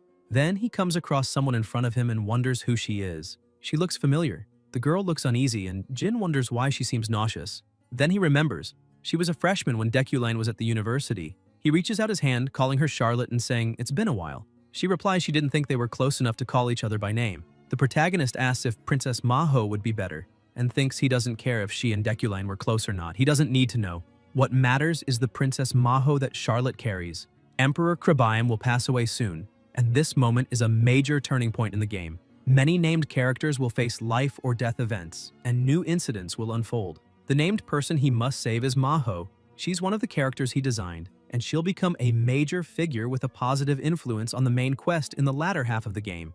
Due to her complex bloodline, being second in line to the throne of the Republic of Urin, and third for the throne of the Kingdom of Laok, she's a princess constantly followed by the plasma. Currently, she's staying in the Empire under the excuse of studying, but when the Emperor dies and she leaves the Empire, she'll be in danger. Charlotte says he still has the gift of forcing people to say cruel things to him, even after all this time. The protagonist extends his hand, giving her something, and tells her not to get worked up. He'll become the one who saves the chosen companion walking the path of the end. Later, Charlotte is holding an orb, realizing it's a crystal communication ball, and remembers him saying he would help once she decided what to do and contacted him. At that moment, Charlotte got irritated and asked if he was telling her to ask for help from someone as disgraceful as him, saying it was impossible. Kim says there's no time, and he's sure she knows that too. But if she still doesn't like it, there's nothing he can do. She should do whatever she wants. In the present, Charlotte sighs and someone approaches saying she doesn't look well. It's the princess. Charlotte says it's nothing. The princess replies that she knows what's going on and tells her not to stress. Her brother's supporters will arrive soon and will either try to use her or get rid of her, and asks, who even cares about the throne succession? She says she's nervous. She came to the Empire under the excuse of studying, but it's actually a great place to live. More importantly, it's safe. However, the next emperor won't leave her alone, so they need to leave quickly. Charlotte agrees. The princess looks at her and hands her a suitcase, saying it's the money she saved up until now. Charlotte, confused, asks why she's giving it to her. The princess says she knows she's low on funds after hiring escort mercenaries for the return trip. Charlotte says no, she'll do whatever it takes to get the money. The princess tells her not to carry the burden alone, that money is for all of them, so it's not a waste at all. Charlotte looks at her and says she understands, and that it might not be proper to say this, but she'll use that money to hire more mercenaries. No matter the danger they face, together they can, until she notices something, opens the window and asks who's that guy down there. The hooded man runs off. Charlotte thinks this is getting more dangerous. If she can't get help, somewhere else Wu is sitting, reading a book, until Yariel approaches and says he's reading a lot. Doesn't remember him being into that kind of hobby. She calls out to him and says she heard he gave a lecture on the floating island and got paid for it. Jin says he's not giving her a single cent. Graham says she wasn't even thinking of that. Either way, an official document arrived. The debutantes of the Magic Tower University want to visit the Hijacked territory for their trip. The protagonist says no. She tells him to at least consider the idea. Kim imagines young people drinking and vomiting and says cleanup is impossible on those trips. He won't allow it. Yariel asks what he's even talking about and tells him to stop being difficult and just look at the document. It's not like they're doing it for free, and it's an opportunity to show the Magic Tower to the debutantes. Wu tells her to get out. Graham insists, saying he should at least take a look. Jin glares and tells her to leave now. Yariel instantly says she got it and walks off. The protagonist glances sideways, realizing she's gone. And, with the stone in hand, he tells his colleague to speak. Charlotte says she thinks they need to leave now. There's no time, and asks if he can help. Kim asks if she's going to listen to every word he says. Charlotte asks what he means by that. Wu says Princess Maho has only one way out. It's a very dangerous route, but that also means it'll be safe. She asks what it is. Jin replies, Crevice Canyon. Charlotte looks shocked and says that place is infested with demonic energy. He should know that, being Deculane of all people after all the losses. The protagonist asks if she thinks she can prevent her eliminations by taking a regular route and tells her to trust him. They're going through Crevice Canyon. The canyon crevice, with its rugged terrain and dense demonic energy, and being near a demon's dwelling, is often said to be a place where demons occasionally appear, and it's considered an independent area. The protagonist believes this is the only route for Princess Maho. If they pass through the canyon crevice, they'll reach the Republic of Urin quickly, and he mentions that he had already thought about the geographical advantage. They communicate through the stone, and Charlotte says she said that, assuming Euclid wouldn't come. Kim tells her not to worry, that he himself will personally guide them through there. Charlotte asks if he's really going, and Wu replies yes. Charlotte is surprised and asks why he's doing this since there's not much he could gain from it. Jin answers that he's quite interested in politics and also much smarter and more perceptive than he is. Charlotte says he's talking crap about her out of nowhere. The protagonist replies that he just wants her princess to survive so her family and territory can benefit. He's not just guarding her, it's a deal, and she doesn't need to be ridiculous. Charlotte asks when they'll meet. Kim says 3 days from now at the entrance of Crevice. If they can't get there on their own, then they don't deserve to live. Charlotte agrees and says she hopes he can deliver as promised. 3 days later, in another location, people are praising Hijacked and say it feels like a completely different country with an amazing view. The capital of the state of Yukline, Hijacked is a tourist destination widely known for its food and activities. It was designed to reflect real-world cities known for being good places to live. Because of this, it was proposed several times as a location for school trips, but Deculine rejected them. Someone approaches Wu and asks why the sudden change of heart since he had declined all previous school trip proposals. Jin thinks it's because it's near Canyon Crevice, only 3 to 4 hours away by horse, so he can slip away when the opportunity arises. He asks where the debutantes are staying. The girl replies that they booked an entire floor at the Hijacked Romance Hotel. There will be 4 students per room, but they can get private rooms if they pay out of pocket. As a professor from the Magic Tower and the Lord of Hijacked, the protagonist did the minimum by giving a tour. He explains that these trips need to be flexible, so he won't interfere with what they do. However, the moment they mess up the hotel or his territory, they'll never laugh again during their days in the Magic Tower. After that, Kim spent time stabilizing the foundation to turn Hijacked into an outpost. The Magic Tower students ask how they did and say they're the best of all the local towers. Kim sees a golden glow in the skilled mages with sharp discernment and wealth, and tells them to increase one mage's salary and fire the other. After spending the day enjoying what Hijacked had to offer, dusk arrived. Sylvia shows off her magic, launching fireworks into the sky. Retland says, as expected from her, she has no flaws and gives 10 points. The other judge says those fireworks were wonderful and also gives 10 points. The redhead asks why teachers are assigning activities during a trip. A random firework display, Luna says she knows. And the next group is Ephorine's. She says they created a firework of destruction until a voice tells her to stop. Luna is confused and it's Retlan telling her to skip the boring explanation and just go. Then they begin the display. The fireworks launched into the sky are incredibly beautiful. The students watch and also say it's very pretty and that she's good too. Retland gives 6 points because it was too loud. The judge gives 4 points. Julia asks why, and Ephorine says it's fine. The protagonist gives 10 points, saying the balance between ductile and destructive magic was good. The redhead is surprised by the 10 points. Luna is also surprised but remains silent. Still at night, Kim is preparing a horse, realizing he can leave now, and wonders if Charlotte is safe on her route too. Ephraim approaches and asks if it's because of some debt. Wu looks back and asks what brings her there at this hour and tells her to go back. Luna says to tell her, during the disciplinary hearing, the club room, and today, asks why he's doing this, and if it's because of her father. Jin mounts his horse and replies that she can find out on her own since she's an independent child. The horse walks away, and Ephraim shouts that she's applying to be his assistant, that she'll do whatever it takes to expose him because her father took his own life, and because of that, she'll surpass him and become stronger than him. Then she goes quiet, losing sight of him. The protagonist stops the horse and wonders if she'll really become Deculane's assistant, thinking the villain's fate isn't set in stone. Even he doesn't know exactly what happened between Deculane and her father, and wonders what to do if it was something unforgivable. He tells the horse it can't continue because of the demonic energy and that it should return to the stables and come back at dusk. He wonders if the princess's group has arrived and whether he should contact her via the crystal ball, until someone calls him. Kim turns around and says it was a good job getting there. It's Charlotte, a boy covered in plasma, and the princess, unharmed. Guys, if you enjoyed the video, leave a like, comment, and subscribe to the channel so you don't miss new content. Thank you.